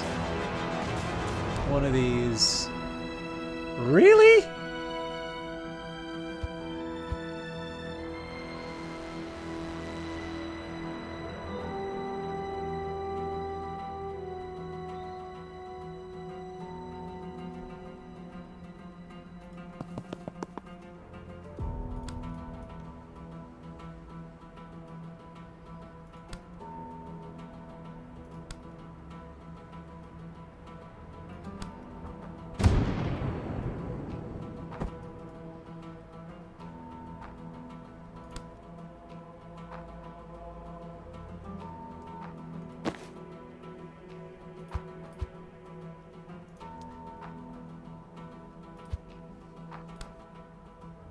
Yeah, it's on the right people.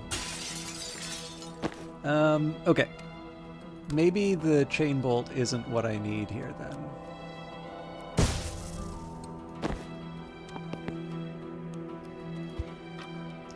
So charge in a straight line at the target knocks them 1 square for every square you traveled, so a long run-up is more effective.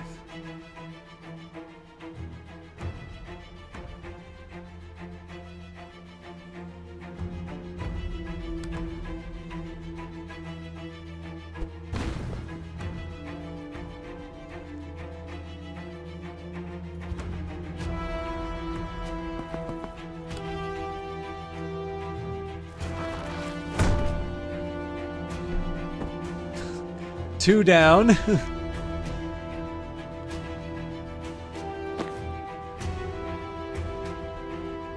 Damn it. Alright, I better hope for a miracle skull here.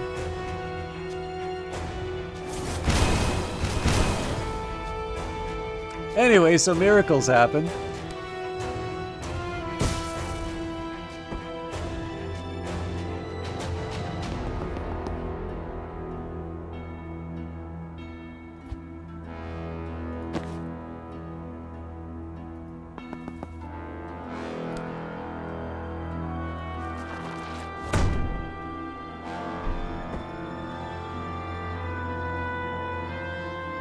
So, I mean, I'm happy enough to pull back on this.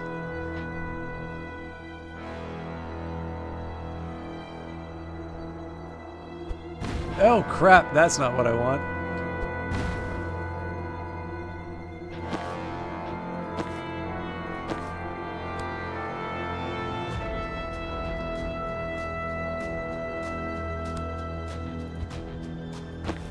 Okay, so if we time boost Dal...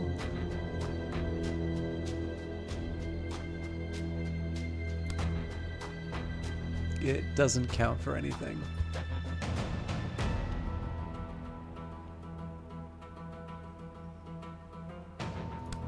You know, I still think I can make this work.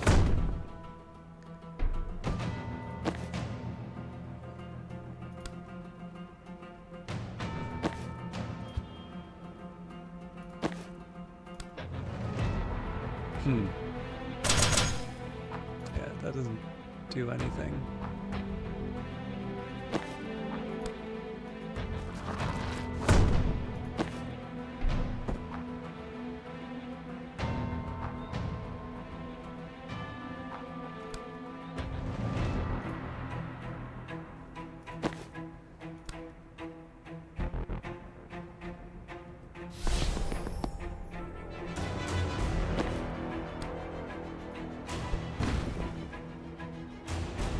Okay, I'll take it.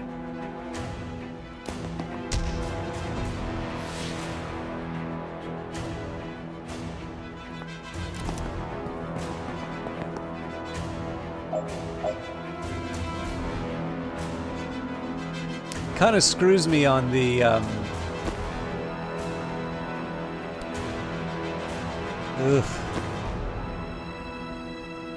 right. Charge. All right, so I just get to like. I'll take it.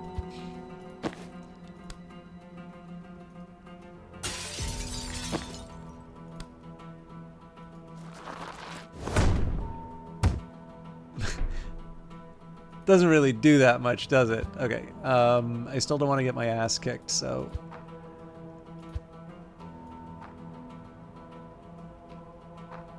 I mean, one option here. So we'll. Are you kidding me? Okay. And before I do that, let's sedative. I mean, one option is potentially. Aha!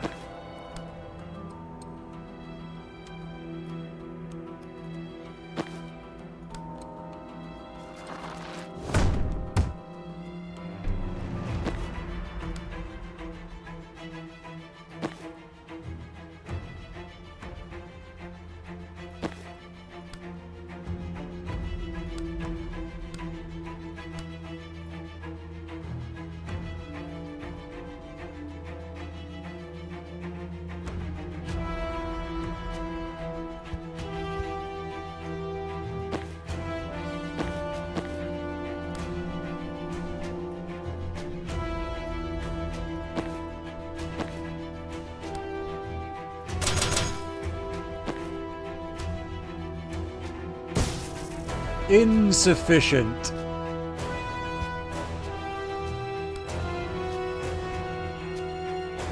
Man, that really like took some way back.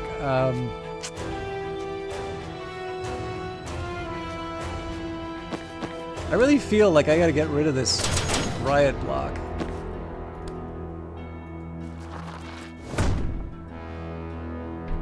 Yeah. I mean, the problem is it doesn't get me anything.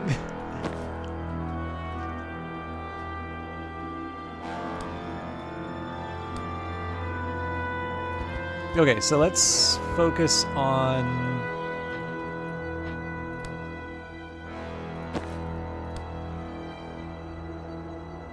The big problem here is I can't have Dal die in this.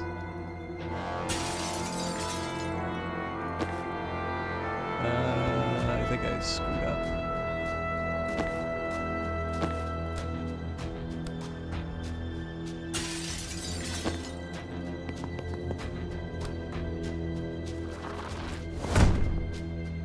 I mean, there's something there.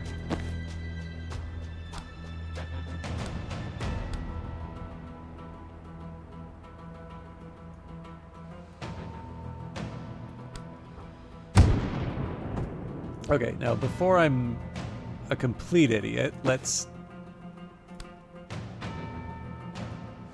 throw down some death's doors. I think I know how I'm going to make this work.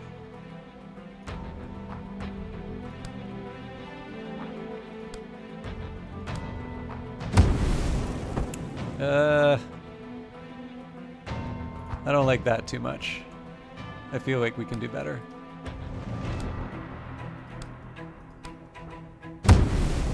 Alright, now we're getting somewhere. So I think next we do transference. I still need Dal to, you know, deliver the goods, but... And I'm wondering... Yeah, predictive bolt's not gonna work there.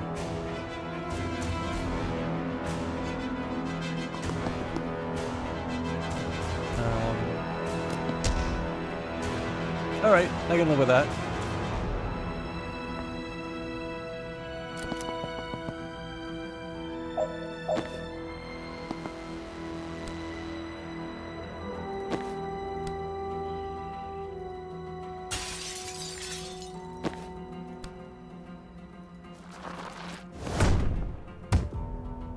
That sucked.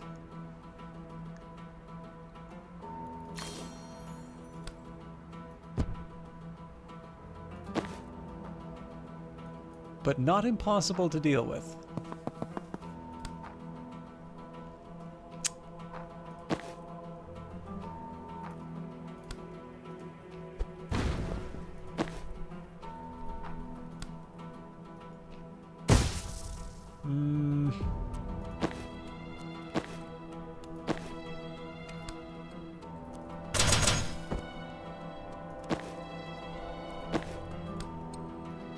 All right.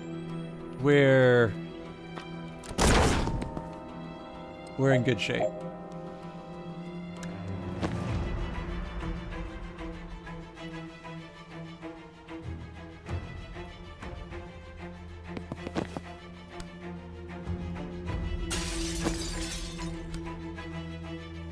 Ah!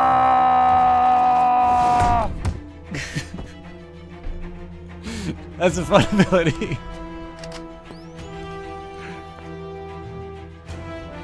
What am I doing? Why don't I just close the door?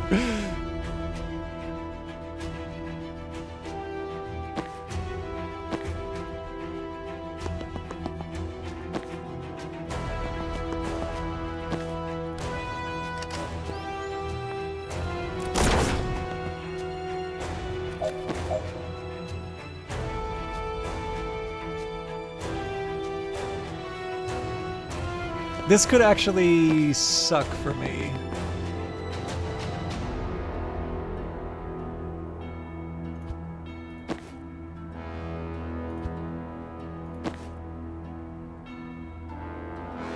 So, I mean, I like the idea of sealing the door, but the question to me is...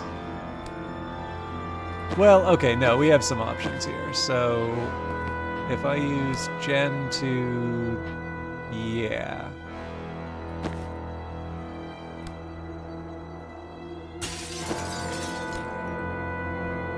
That actually throws them...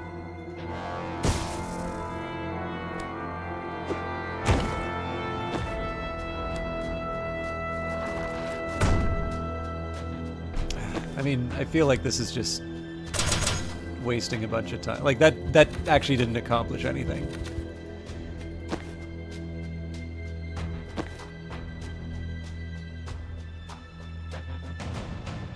This is actually kind of a crummy place to have the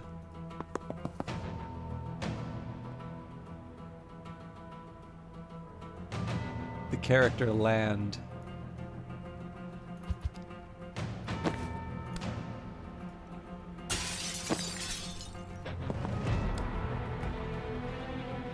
Okay, no, I see the possibilities here.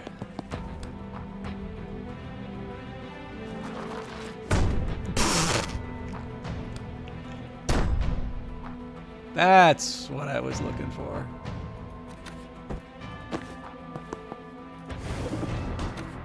Cool. That was fun.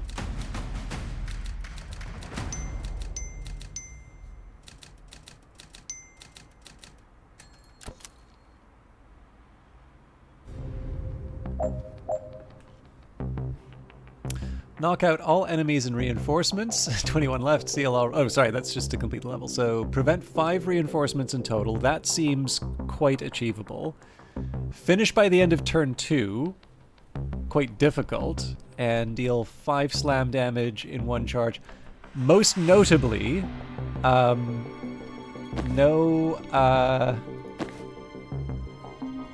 like, people have to survive the mission requirements. Ooh, that's fun.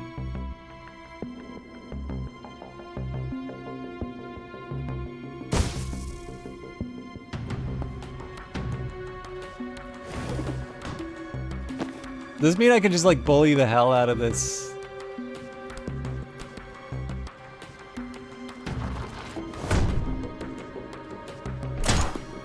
What?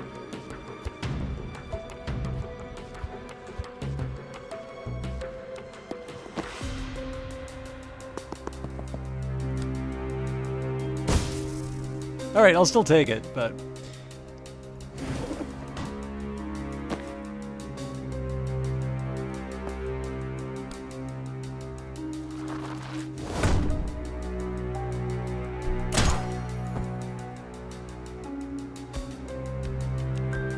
didn't count as slam damage. Interesting.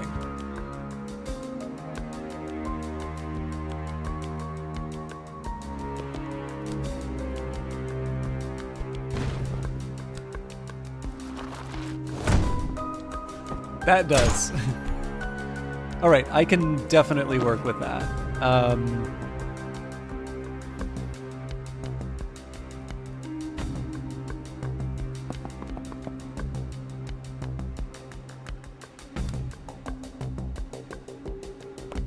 I mean, I'm gonna get hit, but that's not the end of the world. It is if I get knocked into a pit.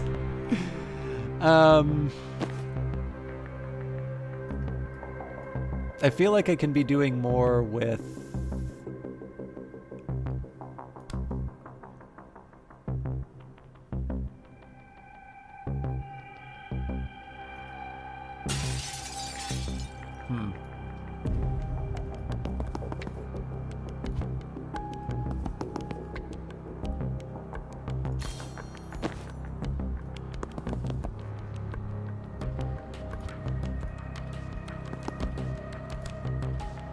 Yeah, I mean, any of these situations takes me out, so, but we can afford to take a bit of damage.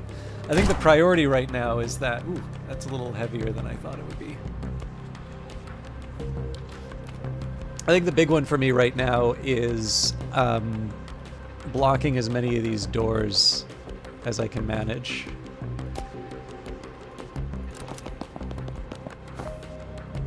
Okay, we definitely need to take out the chapel cleanser.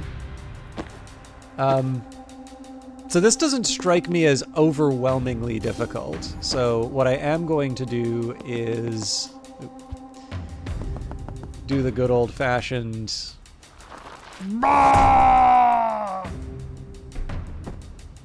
Alright, that's gonna create a bit of tension, but nothing... I don't think there's anything I can... All right, that blocker is really cramping my style.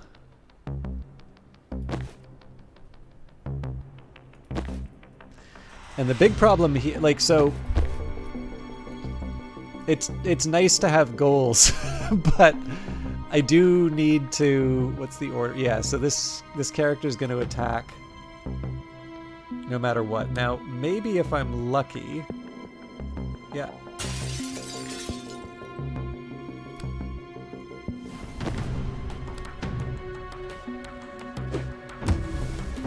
It's not super elegant, but like it did the job, right? So,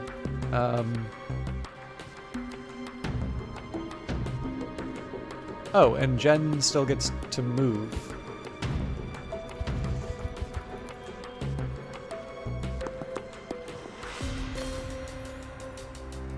So I mean, maybe there's an easier answer to this.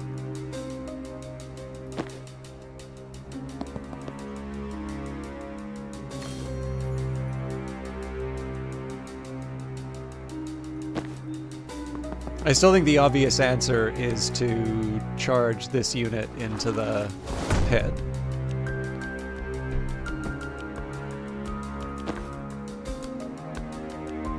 That really sucks that I...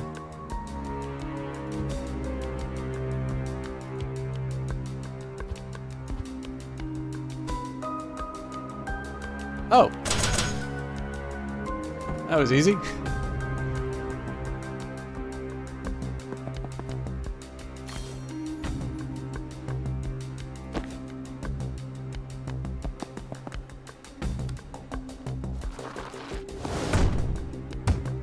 Okay, so that has an obvious solution.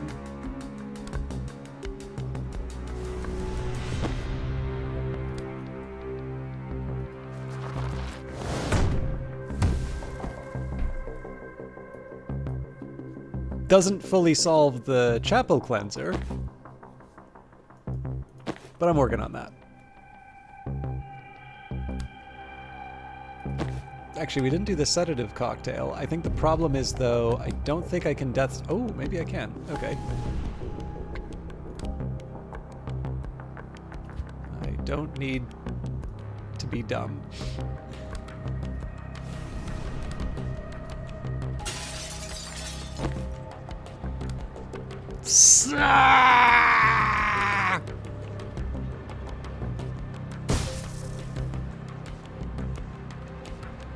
Okay, I'm gonna change it up then.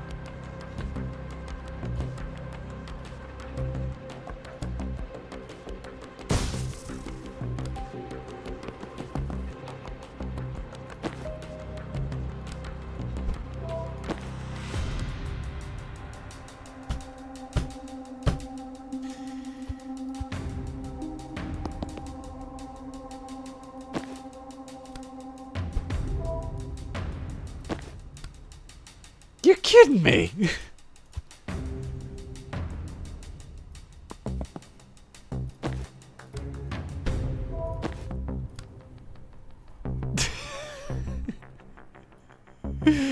Doesn't count. All right.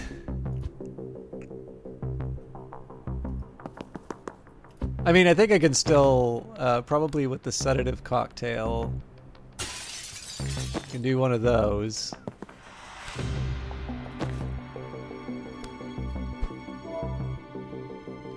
Actually, the other question would be, if Zan can do the predictive bolt,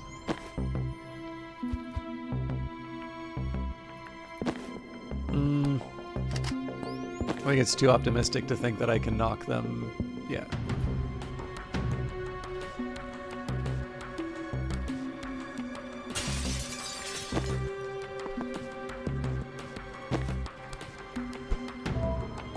So, worst case scenario, I have to blow a... No. I was gonna say, worst case scenario, I have to blow a... Death's Door. But here we just need to deal with reinforcement. Oh, but is that... It's turn 2. Damn it!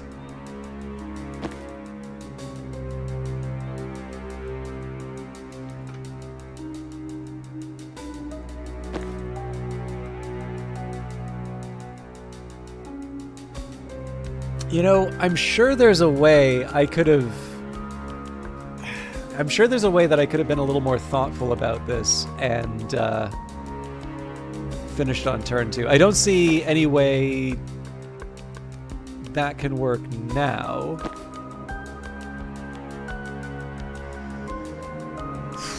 I mean, like, I can always try a swap, but I just don't see... Well...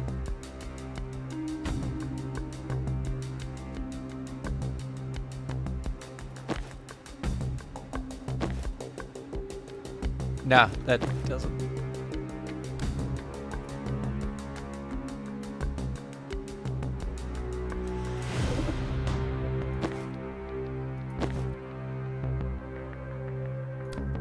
Yeah, I'll just accept I can't get everything I want.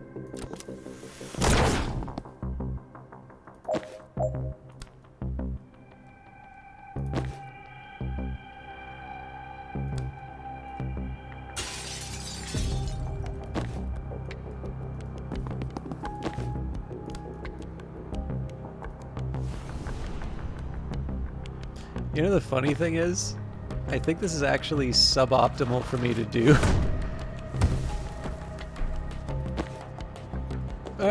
Nah, because if I static blast... Oh god, okay. Yeah, it's fine. Alright, so, I mean, that definitely could have been better, but, I'll learn to live with it.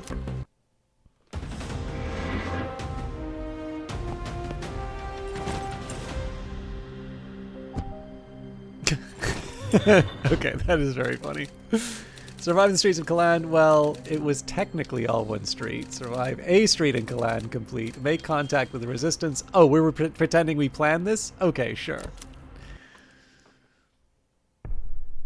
30 meters below. Right. Who the fuck are you, and where did you get your death wish? Hey, I'm Jen. This is Zan, and that's Banks. We're tracking a team of Black Ops wizards who are burning mana reserves, possibly to start a war. Well, you're not Chapel. That's a good start. Why so sure? They'd lock you up for the outfits you're wearing. They're not above spies, but foreigners casting spells in the streets disproves what they say is biologically possible. Forget legal. That's fucked up. Tip of a fucked up iceberg stretching down decades. They say only Kalanis can cast? Only the Chapel Anointed. Used to claim magic was a foreign lie till they figured out how to control people with it. Now they invented it by attuning with the Pantheon. Either way, if people don't believe they have power, they never push hard enough to find out. Any other biologically impossible foreigners shown up recently? No word, but I'm not intel. If you're here to stop a war, you came at the right time. Chapel are about to invade Medill. I've been threatening that for years, though, right? It's happening. Announcing in Friday's sermon. Oh, shit. First chaplain's going to declare war on the heretics, and the resistance is going to lose a decade of blood-fought progress. How does it hurt the resistance? Kalani solidarity. That's why they're doing it. We're finally starting to expose them, and this is their nuclear-scale distraction. The crusty old nationalists will crow for everyone to come together for the war effort. The moderates will say it's not the time to focus on our differences, and every twisted bone we've exposed to the Chapel's true nature will slide back under the comfortable fat of national unity. Graphic. I've had to explain it a lot. Jen glances at Zan, he nods. Or Jen glances at Zan, he nods. Look, I don't know if your war is the same as ours yet, or if they're even connected. But if you've got a plan to stop it, you're one up on us. I have 25 years of Special Forces experience. Jen's the best investigator I know, and Banks can raise the dead. How can we help? Glad you asked.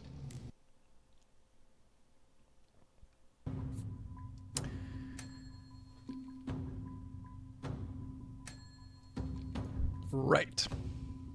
So we can do support fire once per turn when a teammate uses their standard attack, take a free shot.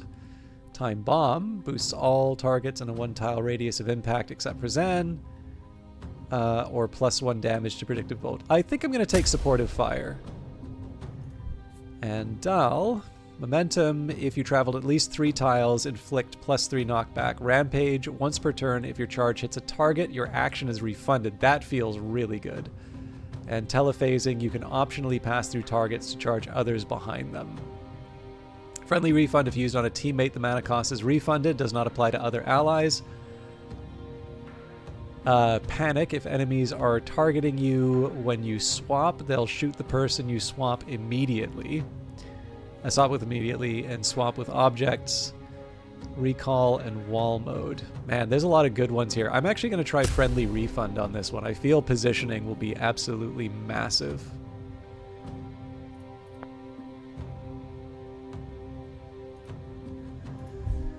Alright, so we've got the Defacer, Roadblock, Gilded, Wiztack, Scrapper, Broadwave. I think out of all of them,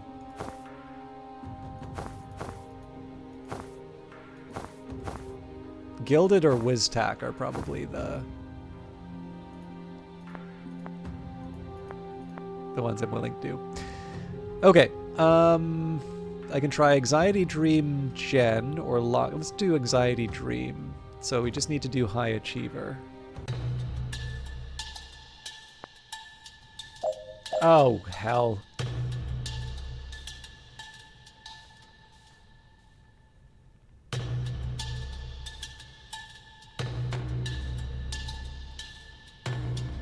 I don't know if I can do this in 3 turns.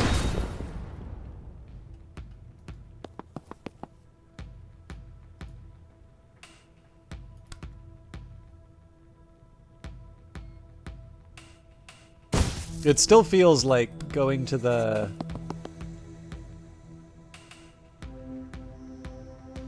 Did I miss something? Oh wait, no, because I go on the other side of this. Right. What's less obvious, though, is... So I don't know, if I go here...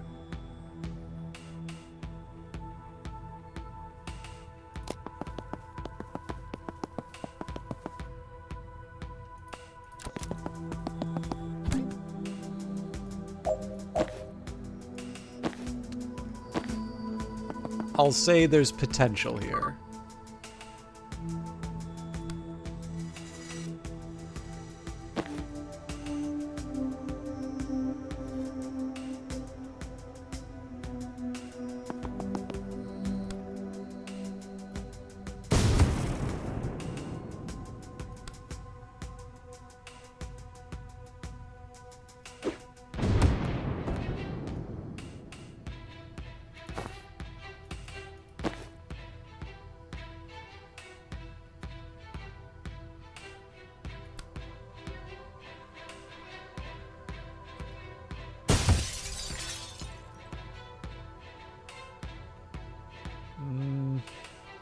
Not so sure this helps, but if I Gale... Yeah, I can't Gale them out of the way.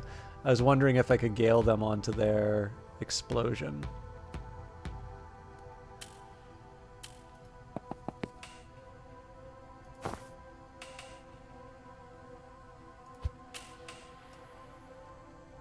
So I have one more turn. The problem here is the turret's not going to do enough damage to take...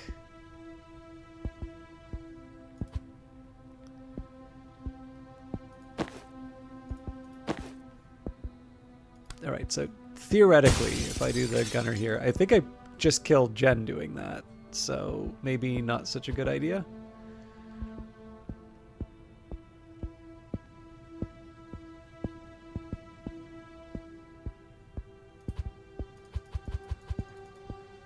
Okay, so I definitely have to hack the turret. This still seems like the best option.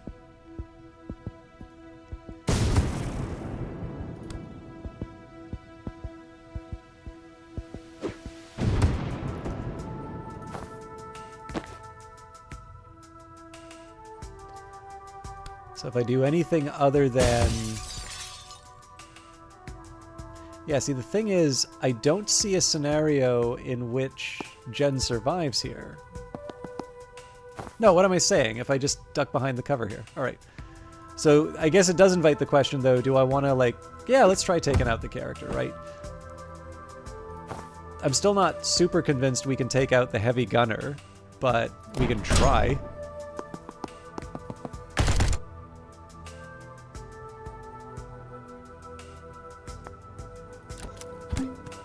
Ugh, okay.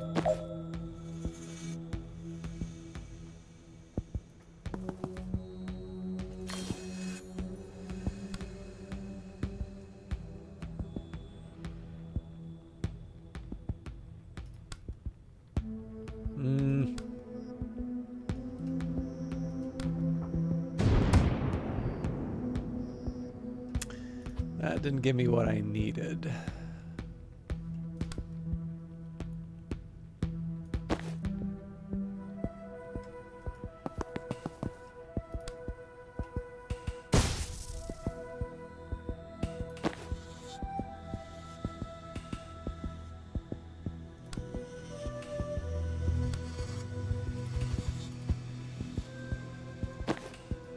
Yeah, unfortunately.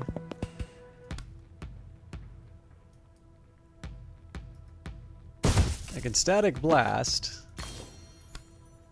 I can even chain bolt.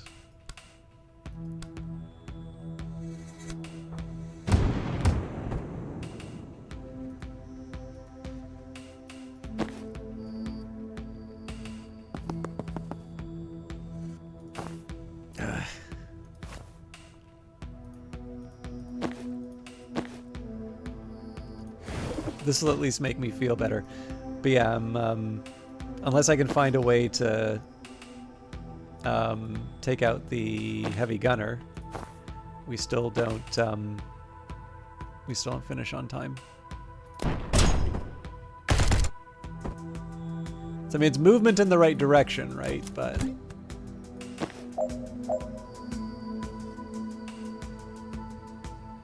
this probably blocks the, yeah, so.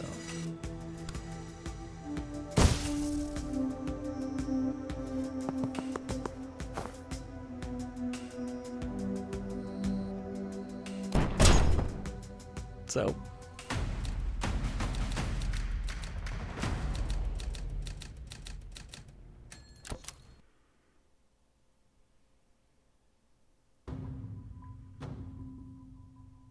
All right, I'm gonna need to think on that one. I'll be honest, I do want to kind of keep going. I do at least need a little bit of a break. I'm wondering too if I want to hold back on more of the story. Maybe what I'll do is I'll have a small break. I'm gonna do maybe some of the levels of lockdown again, and then we'll decide. I don't know. I feel like there's a few options that I have. We can switch it up. We can do some of the dreams or whatever. But I think I just need a minute or two away from the keyboard. So I will encourage. Nope. Some of the missions require you to have people remain conscious by the end, but it is, as far as I can tell, it's a little bit like life in Magic the Gathering or something like that, where a very standard way of thinking of it is, oh, you want to maximize your life, or you want to prevent yourself from losing it. But as you grow more comfortable with strategy, you recognize that you can potentially you can achieve an overall goal by doing something that in the moment feels like it might be against your interest. Anyways, we'll be back momentarily. I'll see you all once I'm done with the break. I am going to make some coffee, so may take a few minutes.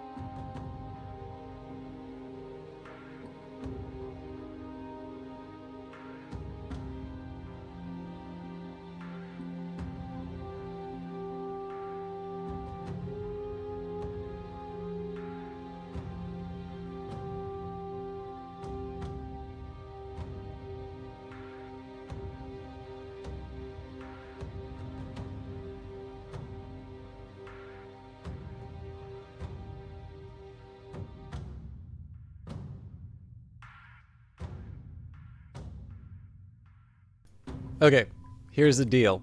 Um, the coffee's brewing, but I forgot to bring it over to the stream. So in like 3 minutes, the alarm, or not like alarm, the timer's gonna go off, and I will I'll just take a minute to go back. But it's a turn-based game, so it's not like there's a major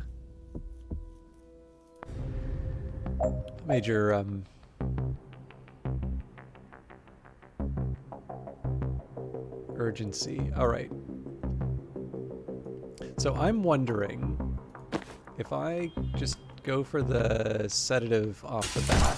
Yeah. Whoa! not so good there.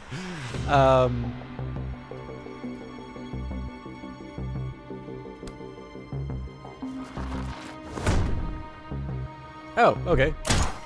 Easy enough.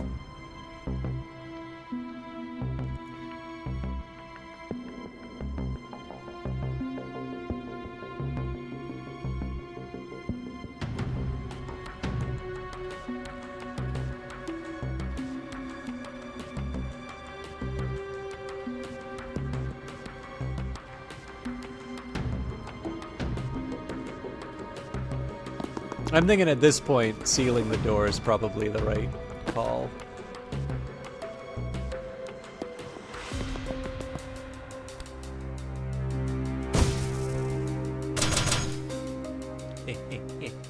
All right.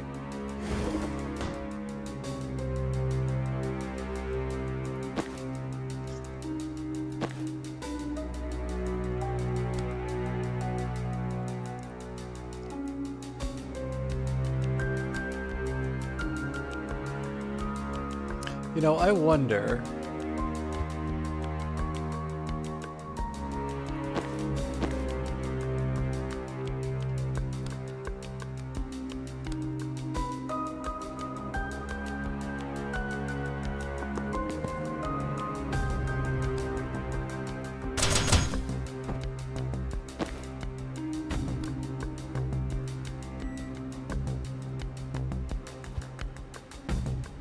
Right, it's because I don't have...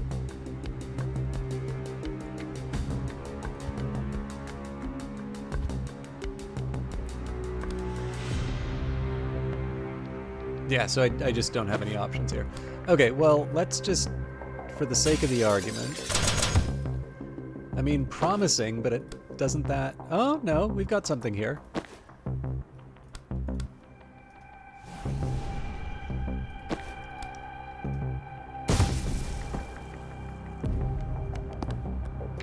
Alright, so that's 2 sealed doors. God, I'm trying to think of the right way to do this. Oh, God. That was a great turn. Okay. And that's the timer, so I'll be back in just a minute.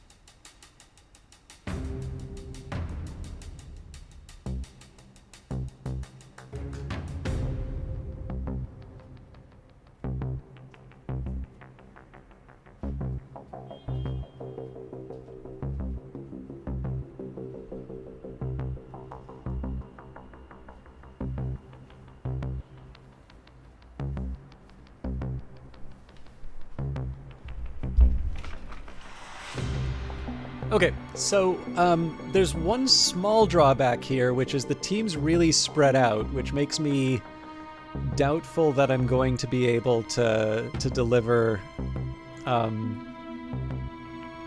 Oh yeah, I got it. I need to make sure that somehow we seal this door on the next turn.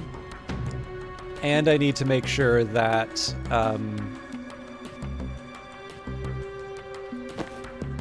okay, no, I think I know the approach I'm going to take here. We also need to make sure we lose this character, but I think I know how it's going to work.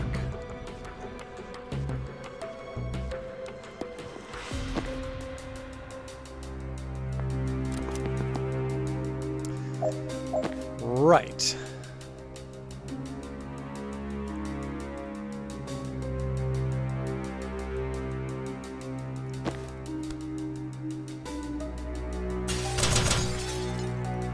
That's kind of lame, but...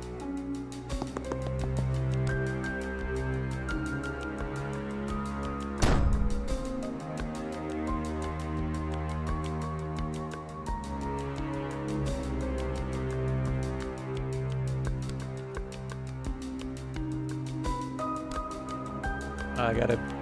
Damn!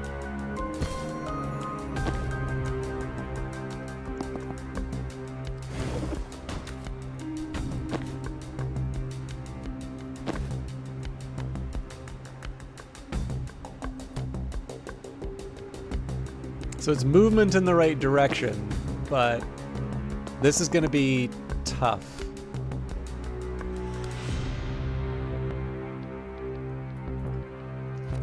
So much so, actually, that I want to switch this up a little bit. So I think I'm still going to go for the sedative cocktail.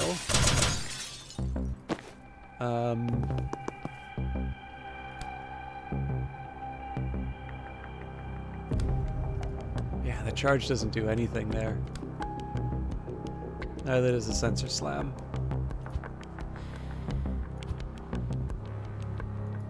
So, I mean, one possibility I have is we do the swap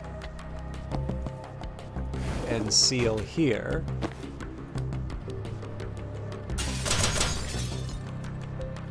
Which opens up a death's door.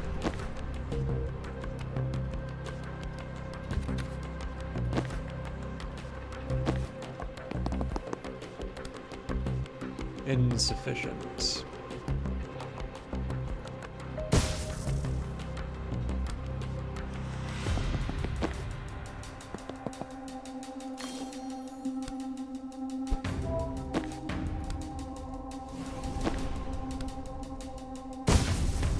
There we go.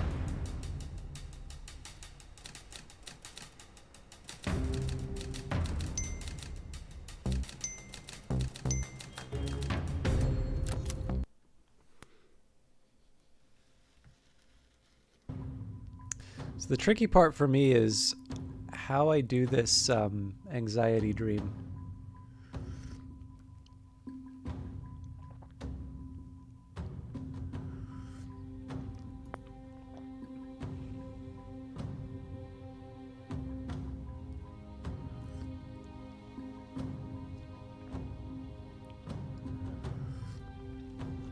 So I like this game quite a bit.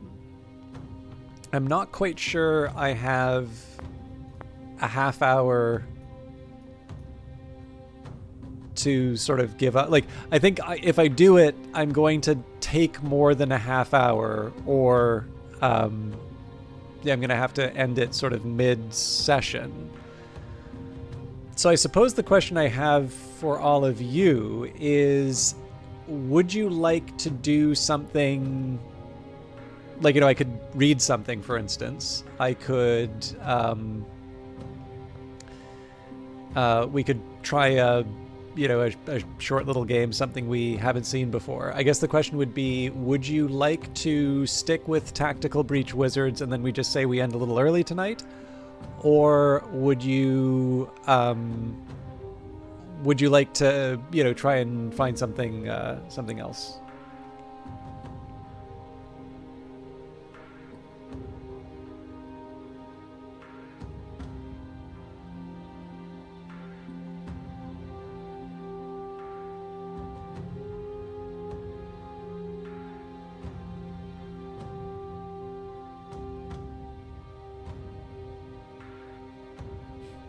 You're okay with Wizards, by which you mean ending early?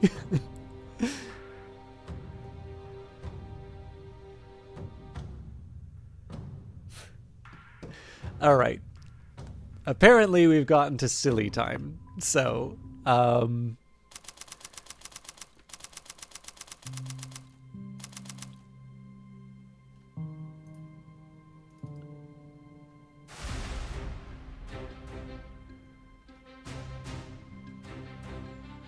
it's going to take a quick minute here.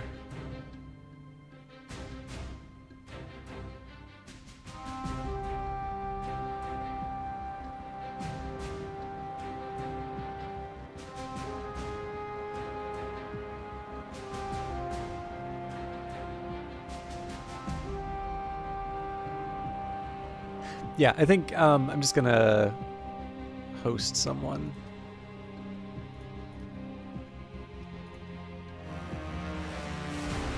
We've got Revive Snow streaming, so that seems like a good option here. So just a reminder in terms of the overall plan for the stream. We do have a long weekend in Canada, so I will not be streaming on Wednesday, and unfortunately, just the way that these timings work out, I do... Oh, hang on. I'm sorry. I really did want to raid... Revive Snow, but I didn't realize it is D-Pain and Night 97 are streaming. And I don't always get a chance to host them. So we're going to switch it around. I do highly recommend that you check out Revive Snow. I definitely like hanging out with them, but I get raided so many times by Night and it is D-Pain that I'd really like to show that support to them where I can. So anyways, I will be off on Monday, almost certainly. Like, I do reserve the option of streaming on a holiday, but I really do need the break. From there, Wednesday will be the local game dev meetup, so that means it will actually be a week before I stream again, which again, I do apologize. It doesn't always... I realize that's not great, especially for the people who sub. It is just the way that these timings worked out. And I mean, obviously, if something changes for the local game dev meetup or whatever, I'll try and sneak in a stream. But at the very least, the latest it will be, barring sickness or internet outages, I will see you all next week, most likely with more Tactical Breach Wizards, possibly Uncle Chop's Rocket Shop, depending on how the mood takes me, and I'll try and run it for the full 3 hours. I do have a couple of other obligations that I need to follow up on tonight. So thanks very for watching, and please enjoy It Is D-Pain stream.